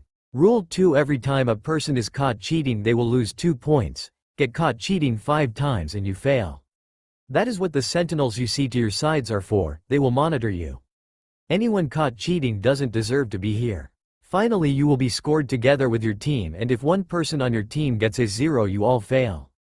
The 10th question will be given out 45 minutes from now. Finished Ibiki. Sakura paled as she feared Toji might fail the test. She knew Toji was a great fighter, but when it came to his studies, she didn't have confidence in him. Now begin, announced Ibiki. Everyone started to read the questions and many quickly realized that they didn't know the answers for many, if not all of the questions, and came to the conclusion that they had to cheat. There were many different methods of cheating, such as using dojutsu, using pets to find answers, mirrors, and even jutsus. Toji looked at the questions. Whatever, Toji said as he started writing random answers. All done, Toji thought. As Toji was about to lean back, a kunai whizzed past his face and into the test of the person behind him. What was that all about? Asked the genin. 5 strikes and you're out, you just failed the test, said the Chunin who threw the kunai. What, it can't be, cried the genin. The trend of failure continued and many teams failed, about 15 in total, and now the time of the 10th question was approaching. Kankuro chose that time to walk in just as Ibiki was getting ready to ask the 10th question. Ah, you've returned. I hope your trip to the bathroom was enlightening, said Ibiki with a small grin. Kankuro appeared nervous but walked back to his seat while dropping a tiny rolled-up scroll near Tamari. Now listen carefully and try not to let the rules frighten you. Very well. Rule number 1. Each of you is free to not take the question, it's your decision. Begun Ibiki. Whoa, so what's the catch? Say we don't want to take the question? Asked Tamari. If you refuse to take the 10th question regardless of your answers to the other 9, you get a 0, meaning you fail along with your teammates. Replied Ibiki. Murmurs went around of people saying that they would definitely take the question before Ibiki spoke. You didn't let me finish. If you choose to take the question and answer it wrong, you and your teammates will be barred from taking the Chunin exams forever. Hey, that's bull, there are lots of people who have taken this exam before, said Kiba angrily. Ibiki chuckled and said, I guess you're just unlucky. I wasn't making the rules before, but I am now. Of course, if you don't want to take it, you don't have to. If you're not feeling confident, then by all means skip it and come back and try again next year, said Ibiki, who then laughed. Now then, the 10th question. Those who don't want to take it, raise your hand. Your number will be recorded and then you're free to go. Finished Ibiki. After a while, the person next to Toji cracked, I'm out, he said, and apologized to his teammates. As soon as this happened, many more quit. Sakura watched Toji and thought he wouldn't put his hand up. Well, there's always next time, thought Sakura while she begun to raise her hand. Before she could raise her hand, Toji was in front of Ibiki. He's fast, was the thought of many. What do you want, brat? Ibiki. In an instant, the desk behind Ibiki was slashed to pieces. I didn't even see him move.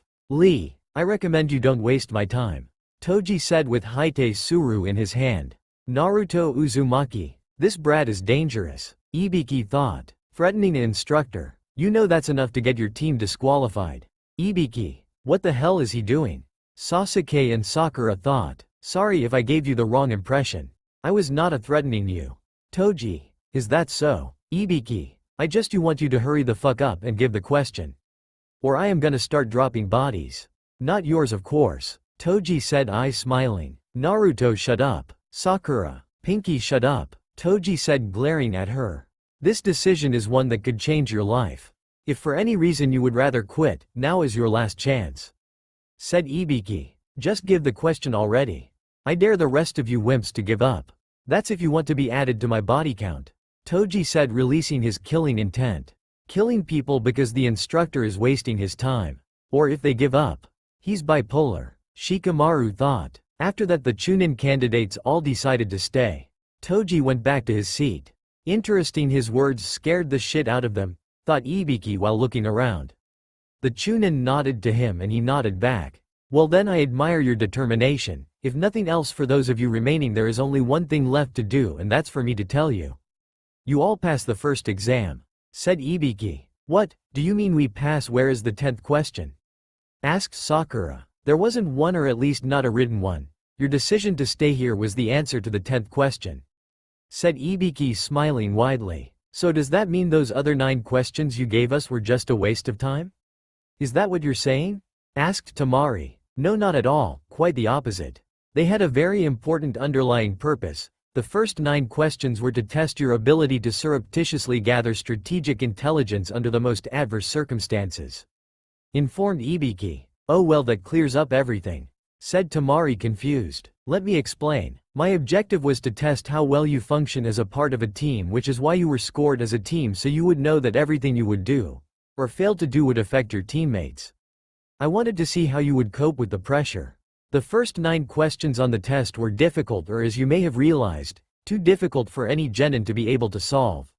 I imagined many of you quickly realized you had to cheat to have any chance of passing. In fact, the test was designed to encourage cheating, it almost demanded it. Of course it would have done you little good if you had no one to cheat from, which is why I had 2 Chunin disguised to sit in with you. Those who were caught at it failed. Better not to cheat than to cheat clumsily. Information, it can be the most valuable weapon in battle. How well you gather it can be the difference between failure and success. There will be times when you will have to risk your life to get in. Said Ibiki, taking off his forehead protector and revealing a mangled skull. Man, what a mess. Scars and puncture wounds, what he must have endured. Whispered Sasuke. Of course you must always consider the source of your information. Intelligence gathered from the enemy is not necessarily accurate, always bear this in mind. Disinformation can be worse than no information at all. It can lead to the death of comrades or the loss of a village. That's why I put you in the position that you would have to gather accurate intelligence, cheat in order to survive, and that's why those who weren't good enough at it were weeded out, leaving the rest of you. Finished Ibiki. Okay, but I'm still not getting what the whole 10th question thing is all about. Said Tamari. You're not. The 10th question was the whole point of the exam, surely you see that? Asked Ibiki. Sure, but explain it anyway. Said Sakura. As I said before, the purpose was to test you as part of a squad, not just individuals. The final question gave you 2 options, both difficult: play it safe knowing that would mean you fail, or take a risk and possibly be stuck as a genin forever.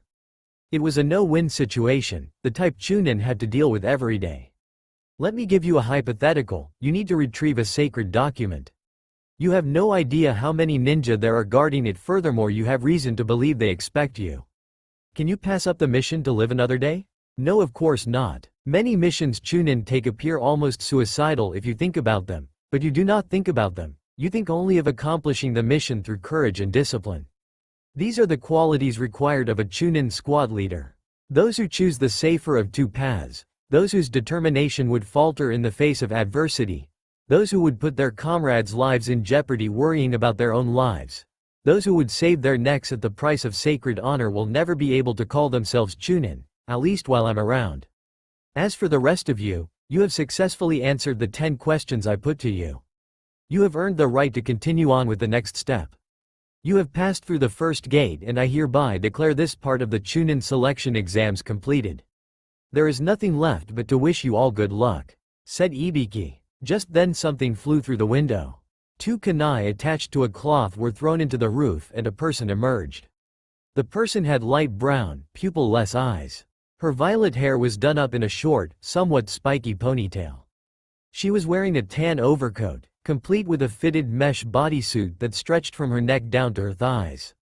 She wore a dark orange mini-skirt, as well as a leaf forehead protector, a small pendant that looked like a snake fang on a thick cord rather than a chain to prevent it from being easily torn off in combat, a wristwatch, and shin guards. She also wore a dark blue belt around her waist that connected to her skirt that had an appendage-like sash. "This isn't the time to be celebrating.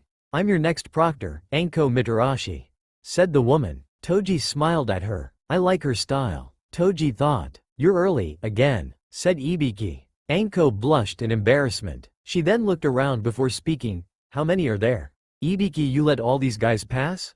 Your test was too easy, you must be getting soft. Or it could be a stronger group of candidates this year," replied Ibiki. "Trust me, when I'm through with them, more than half will be eliminated," Anko said with a sadistic smirk. "More than half?" asked Sakura fearfully. "This is going to be fun. You maggots have had it easy so far, but things are going to be different now. Go home now and I'll tell your squad leaders where and when to meet me for the second exam." "Dismissed," said Anko. All of the Chunin candidates left except Toji. "What do you want, kid?" Anko. "Just wanted to ask you out for a drink." Toji. "He's asking me out," Anko thought. "If you are paying, then sure." Anko. Anko had dragged Toji to a bar that also served her favorite food, dango. They spent hours inside the bar eating, drinking, talking and flirting until it was past midnight, and the owner of the bar had politely kicked them out when they looked ready to start fucking each other right there and there, with Anko on his lap dry humping him as they made out with each other. A tipsy, but still right in the head Anko, had basically dragged him to her apartment. The two made out before taking off their clothes. Lemon skip. Next day, letting out a surprised gasp at the stinging sensation, Anko turned her head and stared down at Toji's smirking face. "So you're awake, stud, thanks for giving me the best fuck ever yesterday." Nothing like getting my pussy stuffed first thing in the morning," she said dreamily. "No problem. So any reason why you're fucking me so early? Not that I'm complaining, of course." Toji. "Well, when I woke up you had this painful looking case of morning wood. Shit, you're fucking huge." Anko had stopped her bouncing and was now grinding her cunt back and forth on him while leaning back with her hands resting on Toji's stomach, looking over her shoulder at him. "Your poor cock looked so big and swollen and your balls looked so full of cum, like it needed a nice tight pussy to fuck and unload into. Damn, you fill me up so much. Damn Anko, your pussy is fucking tight. Hope you don't have any plans for today cause I'm gonna fuck you all day." Toji. "Sorry, but we have to get going soon." Anko. "What do you mean?" Toji said, still thrusting. "Have you forgotten about the Chunin exams?"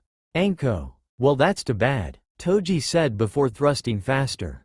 Anko moans got louder and louder. Toji continued until he climaxed. "Well, that's a lot," Anko said, looking at the cum flowing out of her. Anko kissed Toji, which he reciprocated the kiss. Anko pulled away from the kiss and proceeded to clean Toji's cock. After licking it clean, she thanked him for the treat. 20 minutes later, after bathing and eating breakfast, the two left for the forest death. The genin were standing in front of a forest surrounded by metal gates 3 meters high with heaps of locks and warning signs. "Whoa, nice place." "What is it?" said Kiba. "This is the location for the second stage of the exam, the 44th Battle Training Zone, but we call it the Forest of Death," Anko said as she appeared. "Wow, this place creeps me out," said Sakura. "Well, we call it the Forest of Death for a reason, and soon enough you're going to find out why," said Anko, grinning. Toji appeared next to his teammates. "They call it the Forest of Death, and soon enough you're going to find out why. What's so scary about this place?" Toji mocked. "So looks like we've got a tough guy," said Anko, smiling. Toji felt someone staring them. He turned around to see a grass kunoichi with her tongue out looking at Sasuke. Toji locked eyes with her. "It seems I caught the Uzumaki brat's attention." Grass kunoichi. Toji's nose picked up the scent of snakes coming off the grass kunoichi. And it was just not her, both her teammates smelled the same. "She smells like Anko," Toji thought. Toji recalled the conversation they had about Orochimaru. "Is it him in disguise?" Toji thought with a sinister smile. "Why is he looking at me like that?" Grass kunoichi thought. Anko saw the look on Toji's face. "Looks like he is already thirsty for blood," Anko thought with a grin. "Now before we begin this test, I have something you all need to sign and agree to."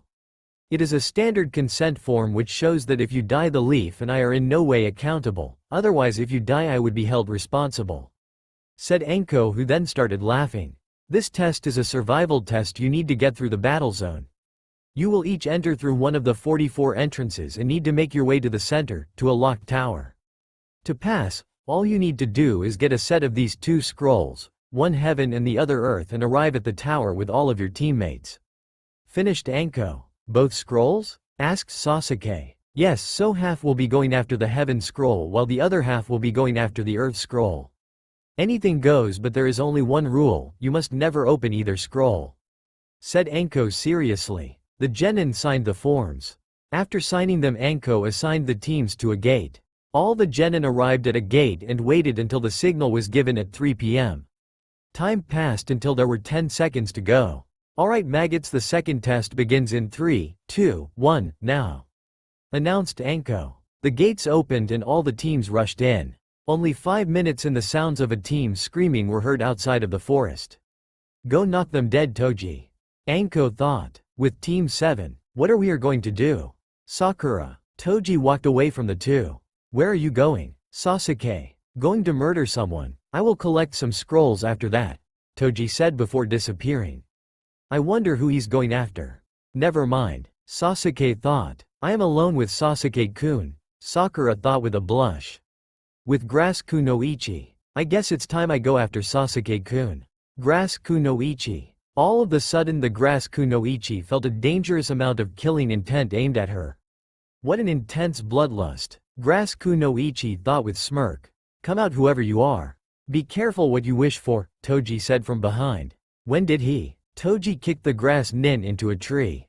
The grass nin stood up and looked at Toji with a sneer. Toji smiled at this. "Before we begin our fight, can I ask you a question?"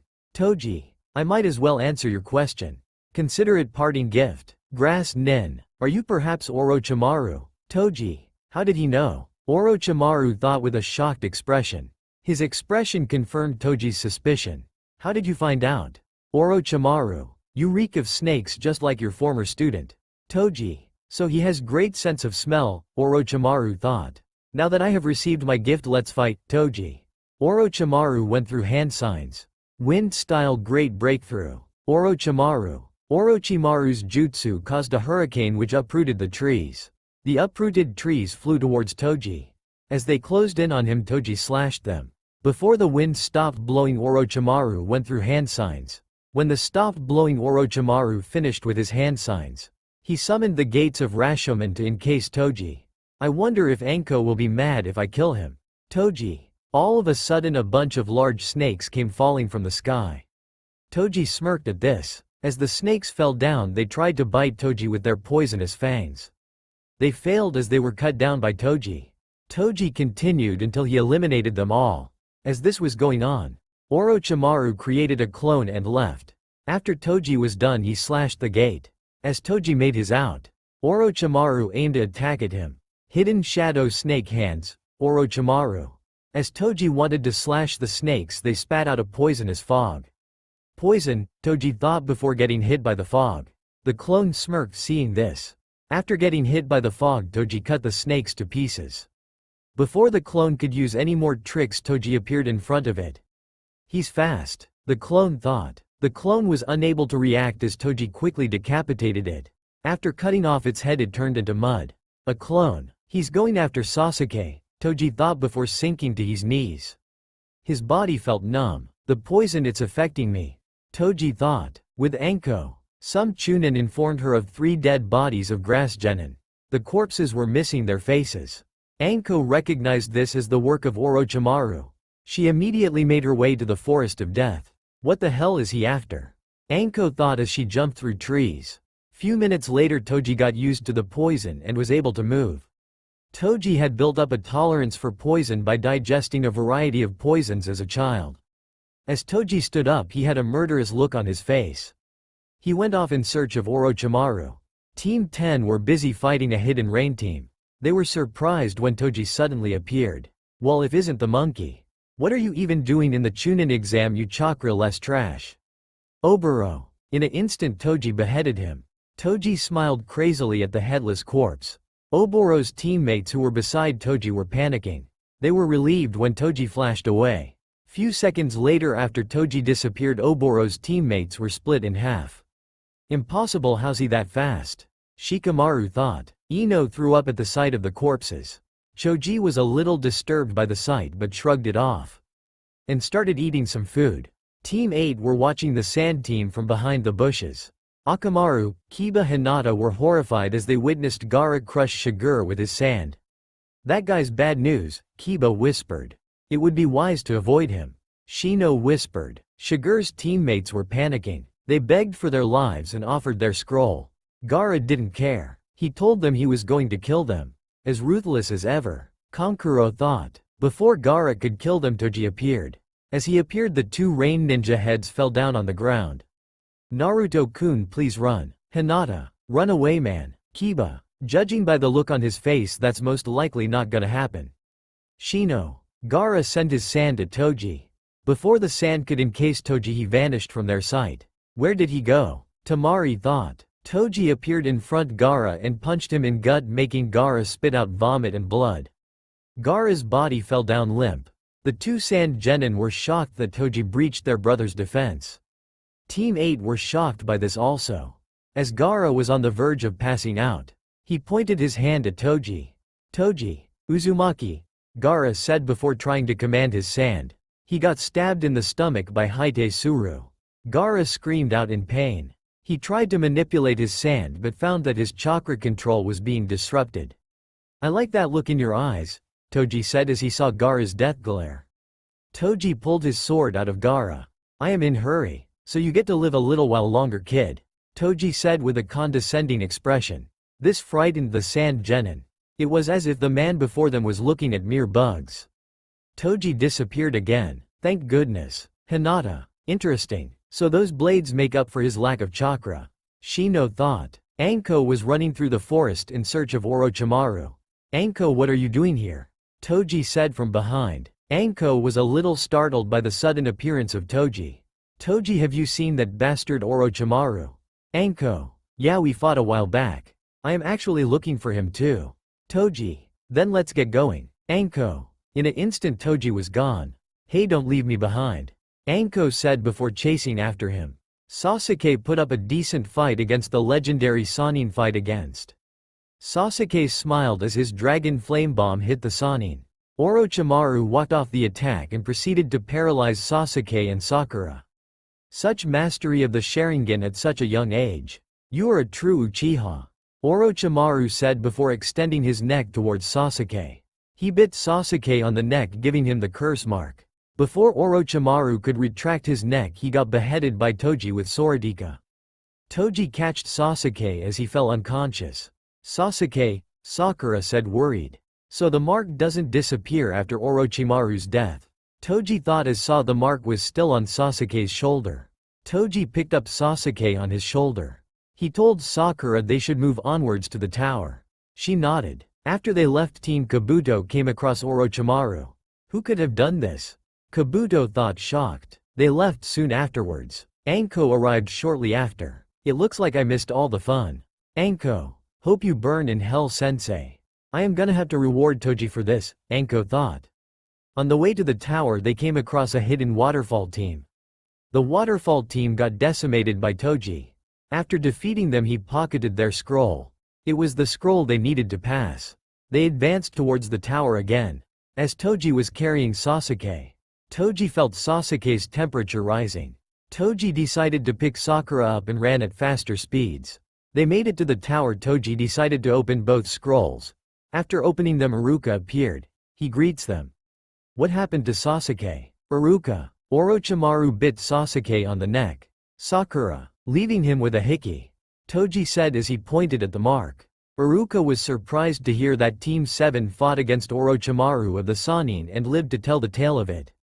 Toji told Iruka Sasuke's was burning up with a fever. As soon as Iruka heard that, he immediately took Sasuke to get treatment.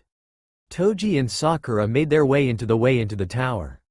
They were the first to arrive. As they sat in the lounge, Sakura had a worried expression. Sasuke, please be alright, Sakura thought. Anko sealed Orochimaru's corpse into a scroll. She showed it to Hiruzen. Hiruzen was shocked to see the corpse of his former student. Hiruzen concluded that it was Toji who killed him, because he had the means to kill Orochimaru with his blades. Sasuke stayed in the infirmary until the day of the preliminaries. Before the preliminaries, Kabuto revived Orochimaru. The second phase of the exams was now over. The teams that made it were Team 7, 8 and 10, Guy's team, the Sound team, the Sand team and Kabuto's team. The teams assembled in an arena with the Hokage standing in front of the Genin with their Chunin senseis behind him. Hiruzen told the Genin that the Chunin exams serve the purpose of not only testing ninja, but also of moderating the levels of the ninja in each nation as well as developing friendship. "Just tell me the details of the exam, I can handle anything you can throw at me," said Gaara when the Hokage finished speaking and answering other questions. "Very well, I will now tell you exactly what the details of the third exam are," said the Hokage. Just then Hayate appeared bowing in front of the Hokage and asked him if he could speak first, to which the Hokage obliged. Hayate explained that they needed to hold a preliminary as there were too many people, which was met with cries of outrage, but he justified it by talking about the fact that many important nobles and feudal lords would be coming to see them and they didn't want to waste their time and that they were only looking for the best of the best shinobi. "The preliminaries will begin immediately. If any of you aren't in top physical condition, now is the time to quit," said Hayate. Kabuto gave up but no one else did. Sakura wanted Sasuke too, but he told her that the only reason he fights is to test himself and that all the best are here. "So what am I supposed to just watch you suffer? I can't bear to watch," cried Sakura. "Then don't watch. But stay out of it, has nothing to do with you. I am an Avenger, whether I become a Chunin or not means less than nothing to me. My goal is to test myself against the best and the best of the best are all here," replied Sasuke. "Sakura is right. You still haven't full recovered from the fight with the creep. Toji. HMMPH, Sasuke. You are the one I want to fight the most," Sasuke thought as he looked at Toji. "Now, the preliminaries will follow sudden death elimination of one-on-one matches with only the winner moving on to the third exam. As for the rules, there are none. You will fight until one dies or concedes defeat or is rendered physically incapable of continuing. Naturally, those who are losing are encouraged to quit, to avoid having a fatal outcome. Also, as proctor, I will intervene if the situation seems hopeless to save as many lives as possible. Now we will see what fate is in store for you," said Hayate. Anko spoke a command and a panel on the back wall diagonal from the hands opened, revealing a screen. "The panel you see will give the names of the two competitors who are chosen completely at random. I guess there is nothing more to say, so let's begin," concluded Hayate. Everyone's gaze turned to the screen as they waited for the names of the combatants of the first preliminary match. Words flying on the screen as it began to randomly select two of the remaining genin. Only the vs being the only thing constant. Only to stop with the names Yoroi Akato vs Sasuke Uchiha. Conclusion: Sasuke won. And so the exam continued. Shikamaru defeated Kin. Tamari defeated Tenten. Sakura drew with Ino. Shino defeated Zaku. Dosu defeated Choji. Kiba forfeited against Gaara. Hinata lost to Neji. Kankuro defeated Masumi. Now the final match. Toji Uzumaki vs Rock Lee. The spectators watched with interest. "Show him the power of your youth," Guy shouted. "Yes, Guy sensei." Lee, eager for a pure test of physical prowess, challenged Toji to a taijutsu duel again. "You already know my answer. Be prepared to be cut to pieces," Toji said as he pulled out his blades. Gaara looked at Toji with a sinister grin. The encounter they had in the Forest of Death flashed through his mind. "Toji Uzumaki, I will have blood," Gaara thought. Undeterred by Toji's warning, Lee maintained his resolve, ready to face whatever challenge lay ahead. With lightning speed, Lee lunged forward, his movements a blur as he aimed a barrage of precise strikes at Toji. Toji, however, proved to be a formidable opponent. With a fluidity that matched Lee's own, he effortlessly parried each blow, countering with calculated strikes of his own. The clash of metal reverberated through the air as Lee's attacks and Toji's weapons collided with incredible force. Lee's determination was palpable as he pushed himself to the limit, his movements becoming more frenzied with each passing moment. Yet, Toji remained composed, his strikes measured and precise, each one inching closer to his target. As the battle raged on, Toji saw an opening. With a swift motion, he unleashed a devastating combination of slashes. Lee, sensing the impending danger, attempted to evade, but Toji's skill was unmatched. With a resounding clash, Toji's blade found its mark, slicing through the air with lethal precision. The injured Lee staggered back. Tenten and Guy were worried for Lee. The rest were awestruck by the intense clash. Neji simply thought it was Lee's fate to lose. "Lee, take off your weights," Guy shouted. Lee looked to his sensei. Guy gave him a thumbs up as confirmation. Lee dropped his weights. When Lee dropped them down, they caused a giant crater with a loud boom. "Guy, are you crazy?" Kakashi scolded. "He can handle them," Guy replied. With newfound speed, Rock Lee launches a barrage of lightning-fast kicks and punches, each strike aimed with precision. Toji expertly parries the attacks with his blade, effortlessly slicing through the air with deadly accuracy. Impressive speed, but let's see if you can handle this. Toji unleashes a series of slashes with his Haite Suru. The taijutsu master reacts swiftly, narrowly evading the deadly strikes with acrobatic flips and spins. Rock Lee counters with his taijutsu techniques, launching a barrage of dynamic entry kicks and leaf hurricane whirlwind attacks. Toji dodges and weaves through the onslaught, his movements fluid and precise as he anticipates each strike. "Your attacks are impressive, kid, but they won't be enough to defeat me." Despite his best efforts, Rock Lee finds himself at a disadvantage against Toji's attacks. With a final, decisive strike, Toji stabs Lee in both of his arms. Many thought the battle was over.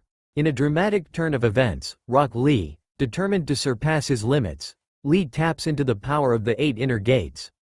With his resolve hardened and his chakra flowing, Lee's appearance transforms as he unleashes the immense power of the 8 gates. "Naruto, prepare yourself. I will show you the true extent of my youth." Lee, in the Black Clover universe. Yami was grinning. He had a feeling. It seems someone out there is pushing past their limits. "I can't let them outdo me," Yami said as he pushed past his limits on the toilet seat. Rolling on the floor laughing, rolling on the floor laughing. Back to Naruto universe. "Guy, what the hell were you thinking? Teaching him the gates?" Kakashi asked. Guy replied, "It's his last resort to save his precious people and guard his nindo. Nothing is more important than that." Kakashi sighed. "It's over for Naruto now." Guy. Toji saw that the Lee's wounds were getting worse. "Kid, I suggest you stop now before you get hurt any further. Even by some chance you win, you will surely suffer severe consequences from this battle. You may even lose life. Does this battle really mean that much to you?" Toji. Lee, drawing a shaky breath, clenched his fists tighter, his spirit unbroken. "I won't give up. I made a vow. A vow to become a great ninja using nothing but my taijutsu. No matter how impossible the challenge seems, I will not run away. I will not give up." Rock Lee. The resolve in Lee's voice, despite his injuries, spoke volumes of his unwavering determination and the strength of his spirit. This earned him the respect of Toji. "Well then, bring it on," Toji said with a smile. Rock Lee smiled back at his opponent. With the 8 gates open, Rock Lee charges forward with explosive speed, leaving a trail of afterimages in his wake. Rock Lee's attacks came at blinding speed, each strike carrying the weight of his determination. Toji swiftly counters with his blades, parrying Lee's blows with precision and skill. With a burst of speed, Toji maneuvers around Lee's onslaught, looking for an opening to strike. Lee's movements become increasingly erratic as the toll of the 8 gates begins to take its toll on his body. "I won't give up. I must surpass my limits." Lee, in the Black Clover universe. "Ha!" Yami yelled. "Captain, are you alright in there?" Asta. "Shut up or I will kill." Yami shouted. "Yes, Captain Yami, sir," Asta said before running away. Back to the fight. Despite the overwhelming power of the 8 gates, Toji remains composed, analyzing Lee's movements and waiting for the perfect opportunity to strike. With a calculated move, he unleashes a devastating counterattack, aiming to incapacitate Lee and bring an end to the battle. "It's over, kid." Toji. With a swift motion, Toji's Haite Suru connects with Lee's body, disrupting the flow of his chakra and leaving him unable to continue the fight. As Lee falls to the ground, defeated but not broken, mentally, but he was physically, Toji acknowledges his opponent's strength and determination. "You fought well, Lee." Toji. Man, that was epic, Kiba. It surely was, Kurenai. What a drag. I hope don't get paired up with him. Shikamaru. Lee, Tenten said worried. Guy rushed to his student's side, calling the medics for help. They came and took Lee. Guy went with them. It doesn't matter how hard you try, Lee. You will never escape your fate. Neji thought. In the Clover universe, Yami panicked as he saw that there was no toilet paper. I must be seeing things, Yami said in denial. Yami checked in the cabinet to find there was no paper. No, Yami yelled. At long last we can begin the final rounds. The Hokage thought with a smile. And with that match, the first round of the preliminaries are now finished. Hayate announced. Hayate called all the winners to the arena. Standing on the former battlefield, the genin were all lined up. Dosu was on the far left end with Toji standing beside him. After them was Temari, Kankuro, and Gaara, followed by the final leaf genin Shikamaru, Neji and Shino on the right end. I commend all those who have advanced to the finals for the third level of the Chunin exams. Well, there's one person missing, but still, congratulations, Hayate told them. Here, including the absent Sasuke, we have 5 ninja from the Leaf Village, 3 from the Sand Village, and 1 from the Sound Village.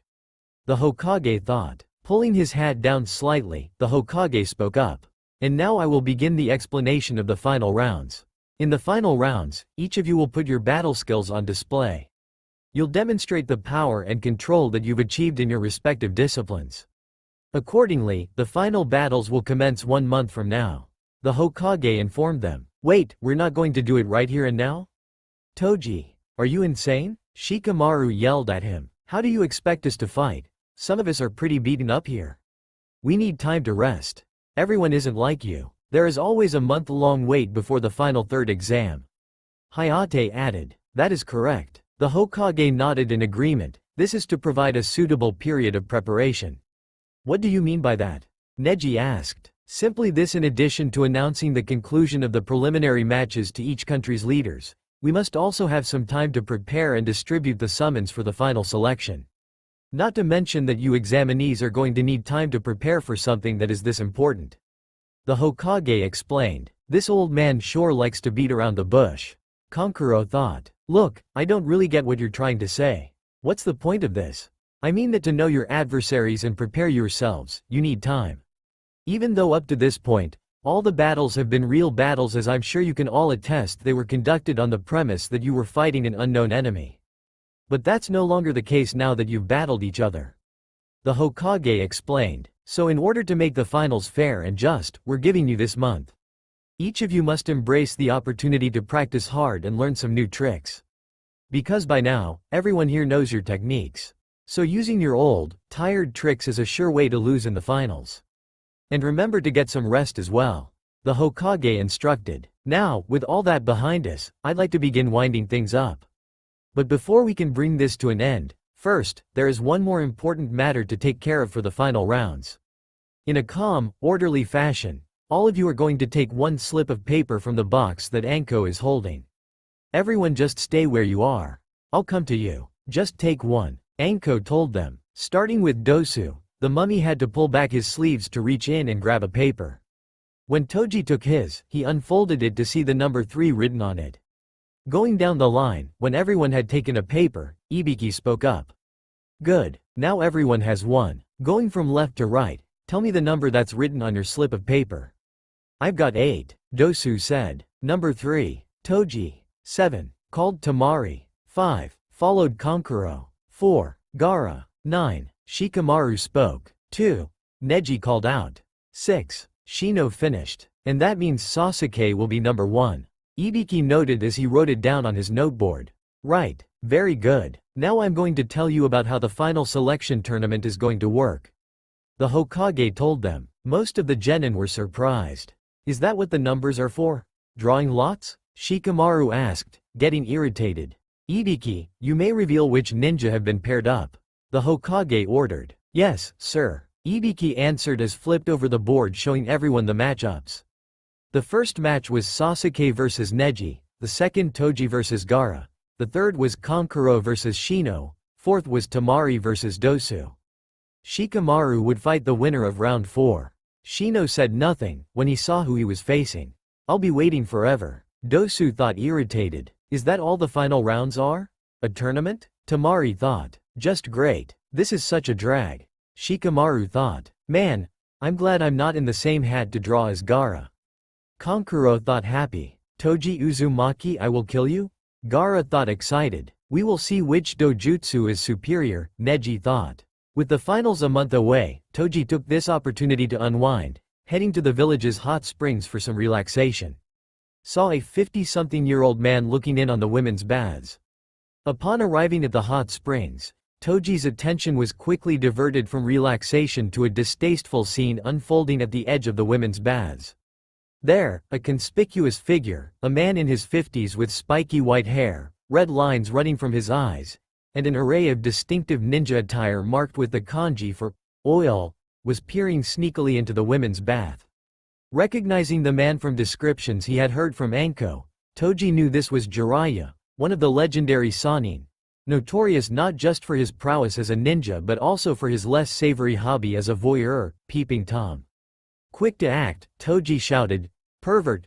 startling Jiraiya so severely that the older man lost his balance, tumbled, and hit the side of the hot spring. The commotion alarmed the women inside, who scrambled to cover themselves and fled the scene.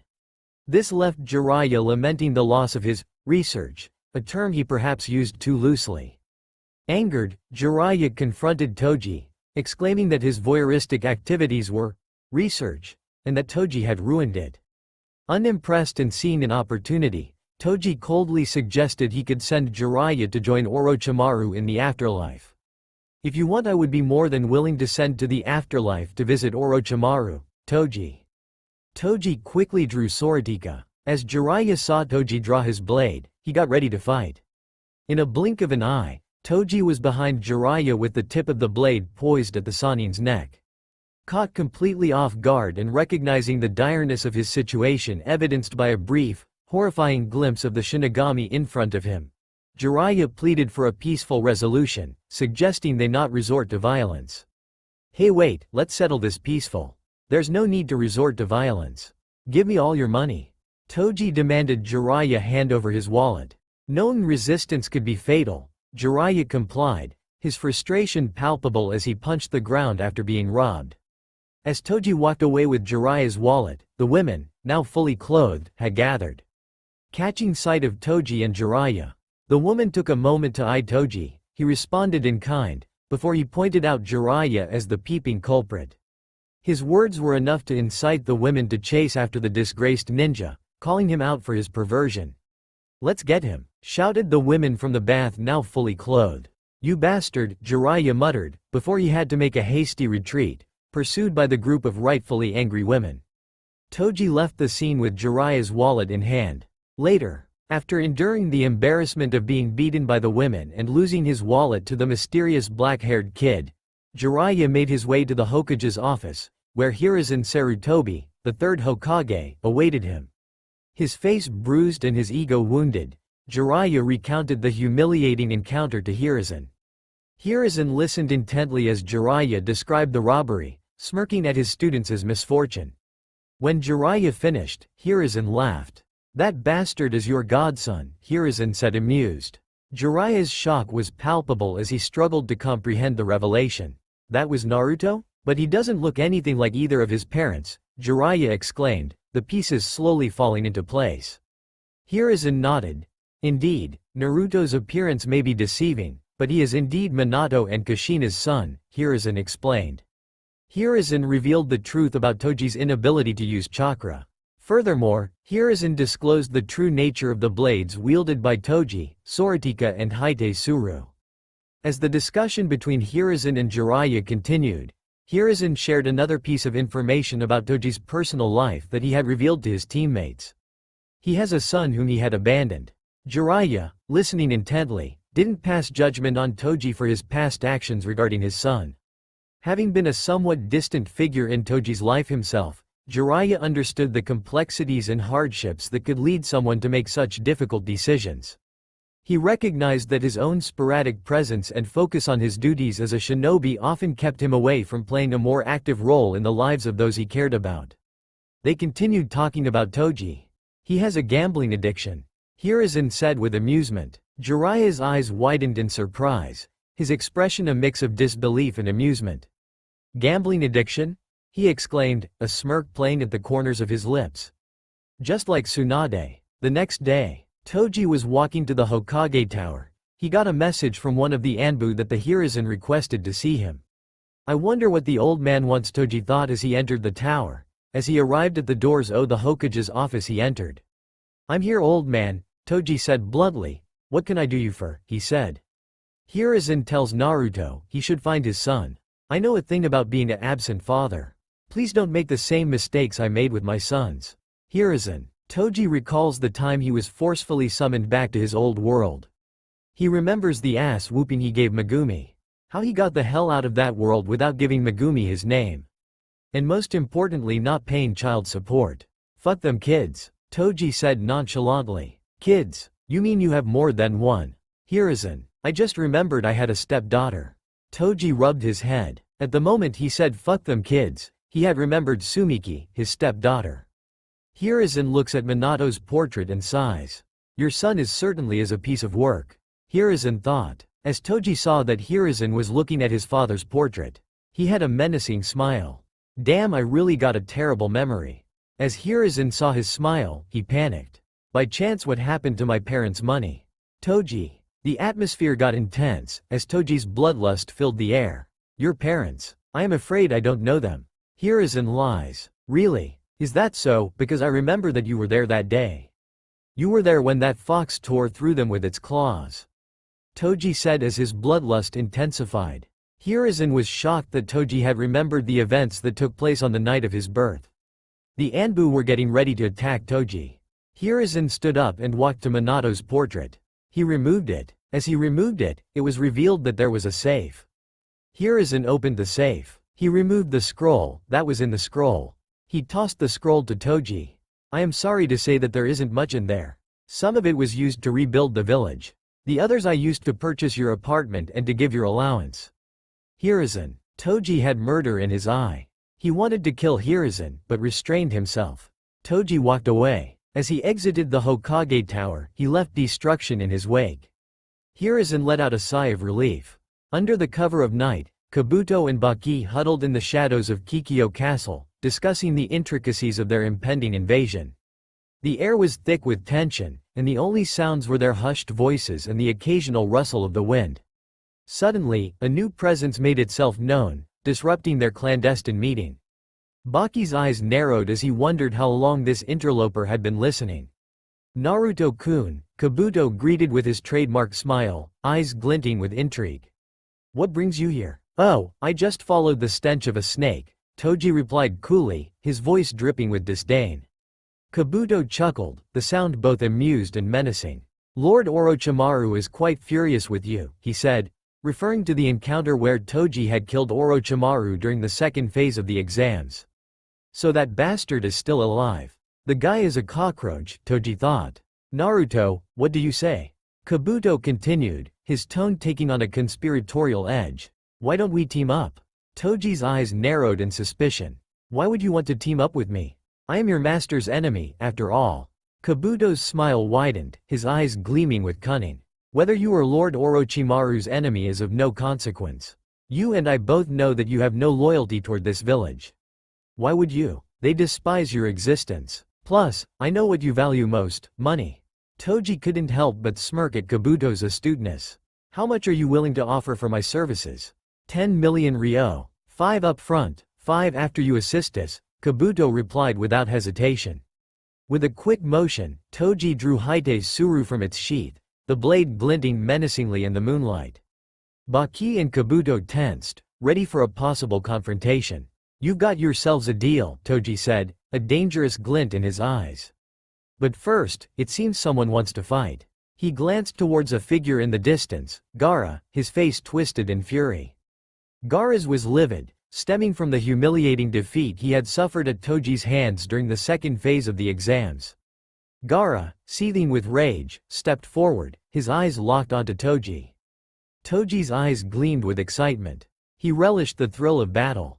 Kabuto and Baki wisely stepped back, sensing the imminent clash. Gaara's sand began to swirl around him, forming a protective barrier. His eyes burned with a fierce intensity, remembering his humiliating defeat at Toji's hands during the second phase of the exams. "You," Gaara growled, his voice low and menacing. "I will make you suffer." Toji smirked, unfazed by the threat. "Bring it on, kid." With a flicker of movement almost too fast to follow, Toji dashed forward, his speed leaving a blur in the night air. Gaara's sand reacted instantly, forming a shield to block Toji's advance. But Toji was already gone, appearing behind Gaara with Haite Suru poised to strike. Gaara's sand followed, forming a thick wall between him and Toji. The blade clashed against the sand, and for a moment, it seemed the shield would hold. But Haite Suru's power activated, disrupting the chakra flow within the sand. The shield wavered, and Toji's blade sliced through, forcing Gaara to leap back. As Kabuto watched the battle unfold, a thin smile played on his lips. He had anticipated Toji's capabilities, but seeing them in action was an entirely different experience. This boy, he's not like the others. His speed is unparalleled, Baki thought, his brow furrowing. Gaara's defenses are supposed to be impenetrable, yet the Uzumaki is breaking through them with ease. Baki. Gaara's eyes narrowed. What? What is that blade? That blade. It's more than just a weapon. It's a direct threat to Gaara's techniques. How is he doing this without any visible use of chakra? Baki thought. Toji grinned. Just a little something to even the odds. Gaara snarled, his sand forming multiple tendrils that shot towards Toji from all directions. Toji danced between the attacks with incredible agility, his movements a blur. Kabuto's eyes gleamed with interest as Toji seamlessly weaved through Gaara's attacks. This boy is a perfect embodiment of raw power and strategy. His lack of chakra makes him an anomaly in this world, but it also makes him unpredictable and dangerous. He closed the distance again, aiming another strike at Gaara. This time, Gaara was ready. His sand formed a dense dome around him, leaving no gaps. Toji's blade clanged against the dome, the impact sending vibrations through the air. Inside, Gaara focused, his face a mask of concentration. The dome held firm, but Toji was relentless. He struck again and again, each blow reverberating through the sand. Gaara seized the moment. His sand shot out from beneath the dome, wrapping around Toji's legs. Toji reacted quickly, slashing at the sand with Haite Suru. The blade disrupted the chakra in the sand, causing it to fall away. But Gaara's trap had worked. He needed only a split second of distraction. The ground beneath Toji erupted, a massive wave of sand rising to engulf him. Toji leapt into the air, avoiding the initial surge, but the sand followed, forming a giant hand that closed around him. Gaara's eyes gleamed with triumph as he clenched his fist, the sand hand tightening around Toji. Sand coffin. Gaara shouted. Toji felt the pressure building, the sand closing in. When Gaara summoned his sand coffin, Baki felt a brief surge of hope. That should hold him. For a moment, it seemed like Gaara had him. But Toji's eyes narrowed, his body tensing. With a burst of strength, he forced his arms outward, the sheer power of his movement shattering the sand hand. He landed on the ground, unscathed. Impossible. No one has ever escaped Gaara's sand coffin with brute strength alone. This boy is a monster. Baki thought. When Toji shattered Gaara's sand coffin, Kabuto's smile widened. He is resilient, almost to a fault. Gaara's expression turned from triumph to disbelief. Impossible. Toji smirked. Nice try, but you'll need more than that. With a surge of speed, Toji closed the distance once more. Gaara's sand tried to intercept him, but Toji's movements were too fast, too unpredictable. He was inside Gaara's defenses in an instant, Haite Suru cutting through the air towards Gaara. Gaara barely managed to raise a sand shield in time, but the blade's power activated, negating the jutsu and cutting through. The tip of the blade stopped just short of Gaara's throat, inches away from ending the fight. Gaara's breath came in ragged gasps, his eyes wide with fear and fury. Toji's smirk widened, his eyes gleaming with satisfaction. Looks like I win. Before Gaara could respond, a voice rang out from the shadows. Enough. Kabuto stepped forward, his smile calm and composed. We've seen enough. Naruto-kun, you've proven your worth. Toji glanced at Kabuto, then back at Gaara. With a flick of his wrist, he sheathed Haite Suru. Lucky you, kid. You get to survive. Gaara's sand slowly receded, his eyes still burning with anger and humiliation. Toji smirked at Gaara before he turned away, walking back towards Kabuto and Baki. As he passed them, he muttered, 10 million ryo. Don't forget. Kabuto nodded, his smile never faltering. Of course. As Toji walked away, the moonlight casting long shadows behind him, he couldn't help but feel a thrill of excitement. The battle had been exhilarating. Gaara watched him go, his fists clenched in silent rage. The defeat stung, but it also fueled his determination. The next time they met, he would be ready. And he would not lose a third time. Naruto-kun is even more formidable than I expected, Kabuto thought. His speed is astounding, and that blade. Its ability to negate jutsu and disrupt chakra is remarkable. Orochimaru-sama will find this most intriguing. Baki's grip tightened on his own weapon, his mind racing. If Toji can defeat Gaara so easily, what does that mean for the rest of us? Kabuto left Kikyo Castle with a mixture of intrigue and apprehension. The encounter with Toji had been unexpected, and the ramifications of their conversation weighed heavily on his mind. As he made his way to Orochimaru's hidden lair, he couldn't shake the feeling that things were about to get even more complicated. Upon entering the lair, Kabuto found Orochimaru deep in thought, his serpentine eyes gleaming with a mixture of fury and curiosity. Kabuto, Orochimaru greeted, his voice a low hiss. Report. Kabuto bowed slightly before speaking. Lord Orochimaru, I have just returned from Kikyo Castle. I encountered Naruto there. He has agreed to assist us during the invasion, but… Orochimaru's eyes narrowed. But what? Kabuto continued, he demanded 10 million ryo for his services. 5 million up front and the remaining after he assists us.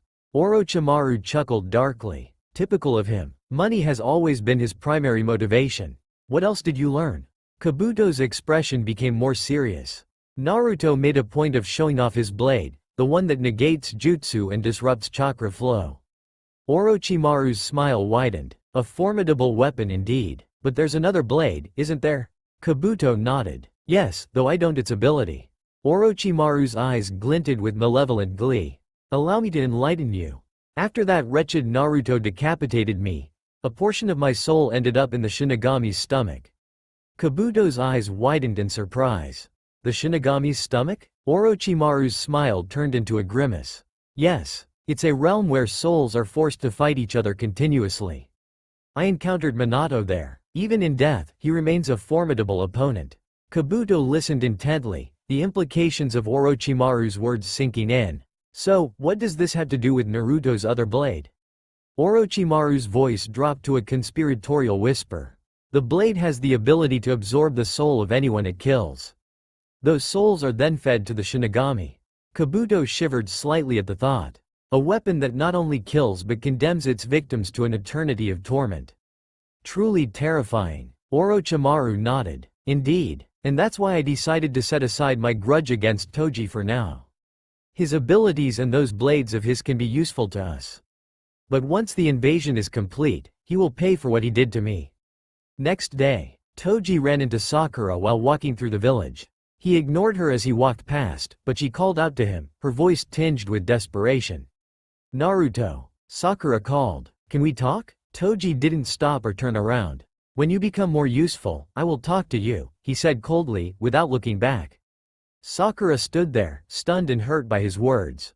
But as the initial sting of his remark faded, determination began to replace the pain.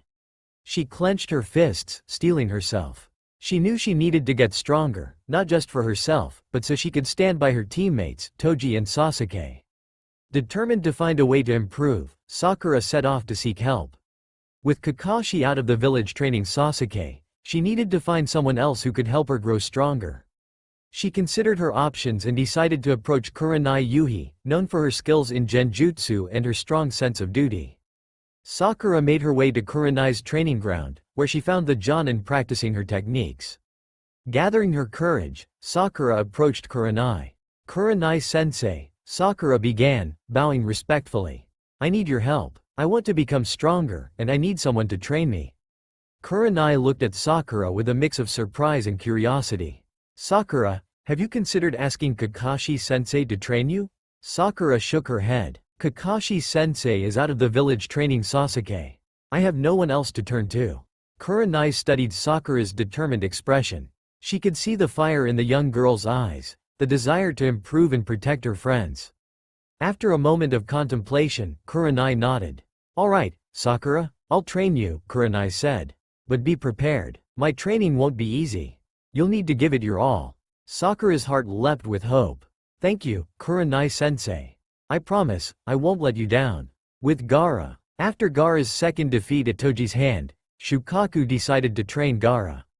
Gaara underwent intense training under the guidance of Shukaku, to help focusing on Master Wind Release and Magnet Release. With Toji, Kabuto stealthily visited Toji, handing him a scroll sealed with 5 million ryo. With a conspiratorial gleam in his eye, Kabuto detailed the invasion plans and outlined Toji's role. Toji met up with Anko.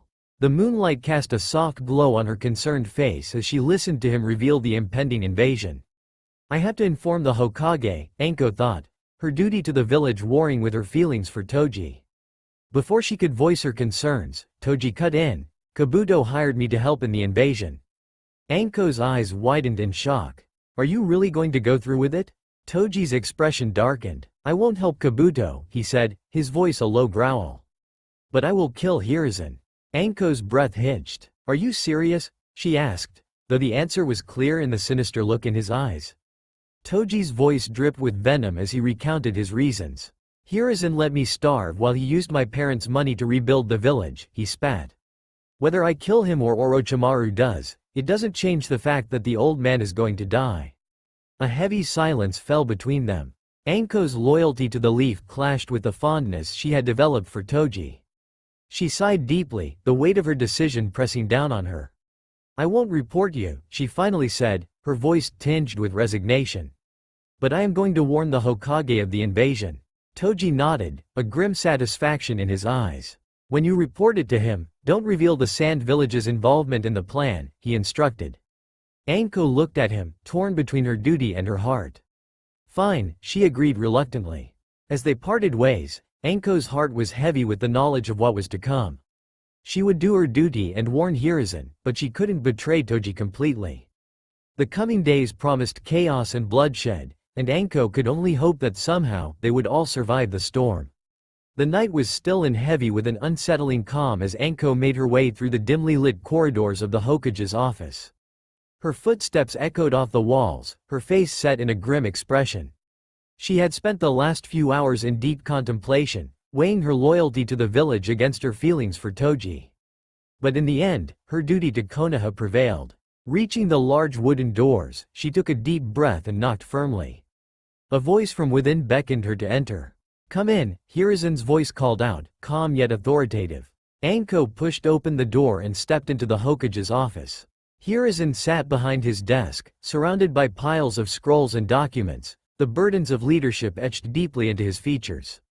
His eyes, however, were sharp and attentive as they focused on Anko. "Anko, what brings you here at this late hour?" he asked, leaning forward slightly. "Hokage-sama," Anko began, her voice steady but laced with urgency. "I have information regarding an imminent invasion. Orochimaru is leading an attack on the village, and it will be executed soon." Hiruzen's eyes narrowed, his grip on his pipe tightening. "Orochimaru, you say? That treacherous snake never ceases to plot against us. What details can you provide?" As she relayed the information, she couldn't bring herself to mention Toji's involvement. The words stuck in her throat, and instead, she fabricated the story of an unknown assailant. Anko took a deep breath and recounted the conversation she had overheard from Toji. "Kabuto Yakushi, one of Orochimaru's subordinates, has been in contact with an unknown assailant. This individual plans to bring their forces to assist in the invasion. Kabuto met with them and gave instructions on their role in the plan." Hiruzen's expression remained stoic, though a flicker of concern crossed his eyes. "I see. And what else did you learn about their plans?" Anko hesitated briefly but decided to share everything she knew. "The unknown assailant's involvement is significant and poses a great threat, but I don't have any further details on their identity or the exact nature of their forces. I'm betraying my village by not telling the whole truth," she thought, a wave of guilt washing over her. "But Toji, he's not just another shinobi. He's someone I can't abandon." Hiruzen nodded thoughtfully, his mind already working through the potential implications and strategies. Good job, Anko. The safety of the village must come first. As Hiruzen thanked her for her loyalty, the words felt like a knife twisting in her gut. She nodded, keeping her face composed, but inside, she was screaming. Anko bowed her head slightly. Thank you, Hokage-sama. I understand the severity of the situation and am prepared to assist in any way possible. Hiruzen stood, his presence commanding and resolute. We will need to act swiftly and decisively. I will call a council meeting immediately to discuss our countermeasures. We must fortify our defenses and prepare for the worst. The hallway seemed longer on her way out, each step weighed down by the enormity of what she had done. She had chosen to protect a man who might very well be Konoha's downfall, all because she couldn't bear to see him hunted down. As she moved away from the Hokage's office, she knew there was no turning back. With one last glance back at the Hokage's office, she steeled herself for the uncertain path ahead. She would walk this fine line, hoping against hope that her decision wouldn't lead to disaster. The moon hung high in the night sky, casting a pale glow over the Hidden Leaf village. The tranquil appearance of the village was a stark contrast to the storm brewing within Toji. His mind a whirlwind of rage and betrayal. Memories of starvation and suffering under Hiruzen's regime flooded his thoughts. The broken promise, each one stoking the flames of his anger. Toji's fists clenched and unclenched as he recalled the years of hardship he had endured. How could that old man sleep soundly while I suffered, he thought bitterly. The knowledge that Hiruzen had used his parents' money to rebuild the village only added fuel to his fury. That money was supposed to be mine. He stopped pacing and looked out the window, his eyes reflecting the moonlight. The village seemed so peaceful, so oblivious to the turmoil inside him. His thoughts turned to the invasion plan. Kabuto had outlined everything in meticulous detail, and Toji's role was clear. But he had his own agenda. His lips curled into a bitter smile as he imagined the look on Hiruzen's face in his final moments. As if sensing his dark thoughts, the shadows in the room seemed to grow longer, enveloping him in a shroud of malevolence. Toji's rage was an intense force, almost tangible in the oppressive stillness of the night. Anko's mind flashed back to their conversation earlier that day. She could still see the dark look in his eyes when he had declared his intention to kill Hiruzen. The intensity of his hatred had been startling, even to her. Toji finally stopped pacing. He took a deep breath, trying to calm the storm inside him. He knew he had to stay focused. The invasion was coming, and he needed to be ready.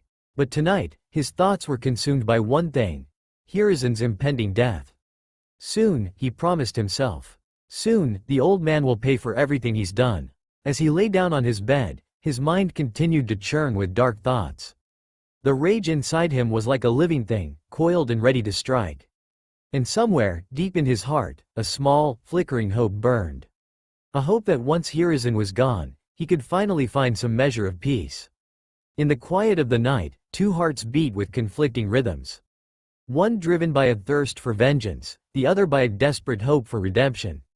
And as the shadows lengthened, the stage was set for the coming storm. In attendance were clan heads, Jonin commanders, and members of the advisory council. Hiyashi Hyuga, with his stoic demeanor, represented the Hyuga clan. Shikaku Nara, the strategic genius, sat with his characteristic laziness masking a sharp mind. Inoichi Yamanaka, Choza Akamichi, Sume Inazuka, and Shibi Aburame were also present, each bringing their unique perspectives to the table. Danzo Shimura, ever the hawk, sat with Homura Mitokado and Kaharu Utatane, the old advisors whose opinions often carried significant weight. Among the Jonin were Asuma Sarutobi, Might Guy, and Kurenai Yuhi, along with several other background Jonin. Hiruzen took a deep breath before addressing the room. Thank you all for coming on such short notice. We have received credible intelligence that the Sound Village, under the leadership of Orochimaru, is planning an imminent invasion. The room fell silent, the gravity of the situation sinking in. Danzo was the first to speak, his voice cold and calculating. We must mobilize our forces immediately.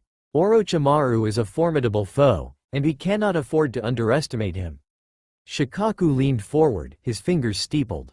We need to consider our strategy carefully. Orochimaru is known for his cunning and unpredictability. A direct confrontation might not be the best approach. Inoichi nodded in agreement. We should focus on gathering more intelligence. Anko's report mentioned that Kabuto met with an unknown assailant who is bringing their own forces.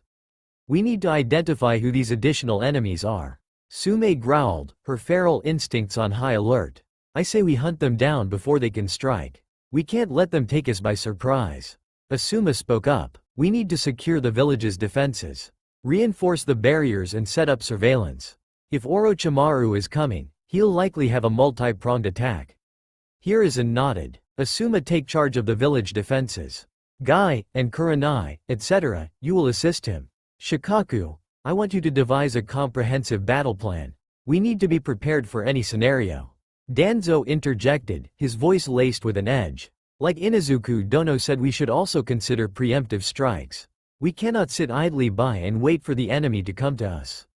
Homura and Kaharu nodded in agreement. They have a point, Kaharu said. A preemptive strike could disrupt their plans and give us the upper hand. Hiruzen shook his head. While a preemptive strike could be beneficial, it also carries significant risks.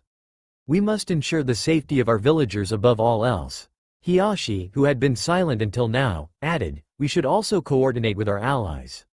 The Sand Village's stance is uncertain, and we cannot afford to be caught off guard by any surprise alliances. Hiruzen nodded thoughtfully. Agreed. I will reach out to our allies and seek their assistance. In the meantime, we must remain vigilant and prepared. The council members murmured in agreement, the weight of the situation heavy on their shoulders. Hiruzen's eyes scanned the room, taking in the determined faces of his comrades.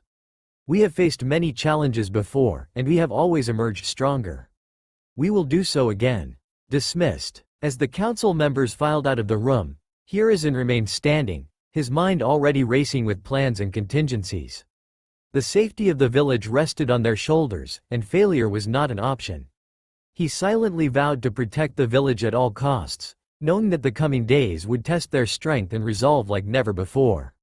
As the council meeting concluded and the attendees began to file out, Danzo Shimura remained seated, his fingers steepled as he processed the information revealed.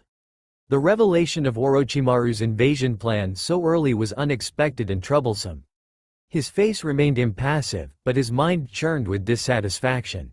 Danzo's thoughts turned critical. How had Kabuto, one of Orochimaru's most trusted subordinates, allowed such crucial information to leak?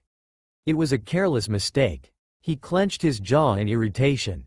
Orochimaru had informed him of the invasion beforehand, allowing him time to prepare and leverage the chaos for his own benefit. Their relationship, while fraught with mutual distrust, was one of give and take. The invasion was an opportunity for him, a chance to reshape Konoha under his iron rule. The chaos would serve as the perfect backdrop for his ascent. For this reason, he would ensure that his root forces did not interfere with the invasion. Orochimaru's success was integral to his own plans. No matter, so long as the invasion succeeds and Hiruzen dies, I will become Hokage, he thought, the vision of power fueling his resolve. The wheels were in motion, and Danzo was determined to see them turn in his favor. The next day, Toji stood in a secluded clearing, the air heavy with anticipation. As the Shinigami materialized before him, the surroundings seemed to dim, the weight of his presence palpable. The Shinigami's voice echoed, deep and resonant. You sure do like asking for things, he began, a hint of amusement in his tone. Toji bowed his head slightly, showing his respect. I will be sure to repay you, Shinigami-sama. With a slow nod, the Shinigami continued, fine, I will ask my friend, Kagutsuchi, to make you another weapon. What do you think about the weapon you used against that cursed spirit? Toji's eyes gleamed with interest. I will be most grateful. In a realm beyond mortal comprehension, the Shinigami stood amidst swirling shadows and whispers of forgotten souls. With a deliberate gesture, he opened a portal, its edges shimmering with an ancient, ethereal light. Stepping through, he entered a grand forge, an otherworldly workshop filled with the resonant sounds of hammers striking metal and the hiss of molten elements cooling in water. The air was thick with the scent of burning incense and the potent aroma of heated steel. At the heart of this cosmic atelier stood Kagutsuchi, the god of forge and flame, his form wreathed in a corona of divine fire. He paused his work, recognizing the familiar presence of his old friend. Shinigami, Kagutsuchi greeted, his voice a harmonious blend of warmth and power. It has been some time. What brings you to my forge today? The Shinigami approached, his dark robes trailing like tendrils of smoke. Kagetsuchi, I have need of your exceptional craftsmanship once more. A weapon for Toji, the same warrior for whom you crafted Haite Suru and Soradika 12 years ago. Kagetsuchi's eyes blazed with the intensity of 1,000 suns, a smile curving his lips. Toji, you say? The warrior with a soul that dances between realms. What sort of weapon does he require now? The Shinigami's eyes glowed with an inner light as he described Toji's needs. He needs a staff, one that can channel the immense power of his tailed beast, extend his reach, and deliver devastating strikes. It must be flexible yet durable. Kagetsuchi nodded thoughtfully, his fiery aura flickering with interest. Very well. I will craft a weapon worthy of his prowess, one that complements his unique abilities. With a wave of his hand, Kagetsuchi summoned a floating anvil, its surface glowing with runes of creation. He began his work, his hands moving with divine precision as he shaped and forged the sections of the staff. Each strike of his hammer echoed like a heartbeat through the realm, infusing the metal with strength and resilience. For days, Kagetsuchi toileted, his focus unwavering. The grand forge was alive with the sound of creation, the very air vibrating with the power of the divine craftsmanship. He meticulously shaped the sections of the staff, ensuring each segment was perfectly balanced and capable of withstanding the immense energy it would channel. His hands moved with practiced ease, inscribing intricate Uzumaki clan symbols into the metal, each stroke of the engraver's tool imbuing the weapon with further enchantments. As the days turned into nights and the nights back into days, Kagetsuchi continued his labor, never resting, never faltering. The staff began to take shape, its dark metal sections glimmering with an otherworldly glow. The chains connecting the sections were forged from an alloy so rare, it was said to exist only in the dreams of gods. On the final day, the Shinigami returned to the forge, his presence a silent testament to the weapon's impending completion. Kagetsuchi, his face set with a mix of exhaustion and triumph, held up the playful cloud. It pulsed with latent power, its every surface a testament to the god's unparalleled skill. Here it is, Kagetsuchi declared, his voice resonating with pride. The playful cloud, enhanced and perfected for Toji. The Shinigami stepped forward, his eyes glowing with approval. He extended his hand, and as his fingers brushed the weapon, a soft, ethereal light enveloped it. He murmured an incantation, his words a secret song of power and blessing. With this blessing, I bestow upon you the power to heal, the strength to protect, and the will to endure, the Shinigami intoned. The light intensified, seeing into the staff, binding the divine blessings with the already formidable weapon. When the light faded, the staff was transformed. It radiated an aura of indomitable strength and resilience. The Shinigami nodded, satisfied with the result. You have my thanks, Kagetsuchi. This will serve him well. Kagetsuchi's fiery aura flared with satisfaction. May it bring him victory and honor. Toji is a warrior who will make good use of such a weapon. With a final nod, the Shinigami accepted the weapon, holding it with reverence.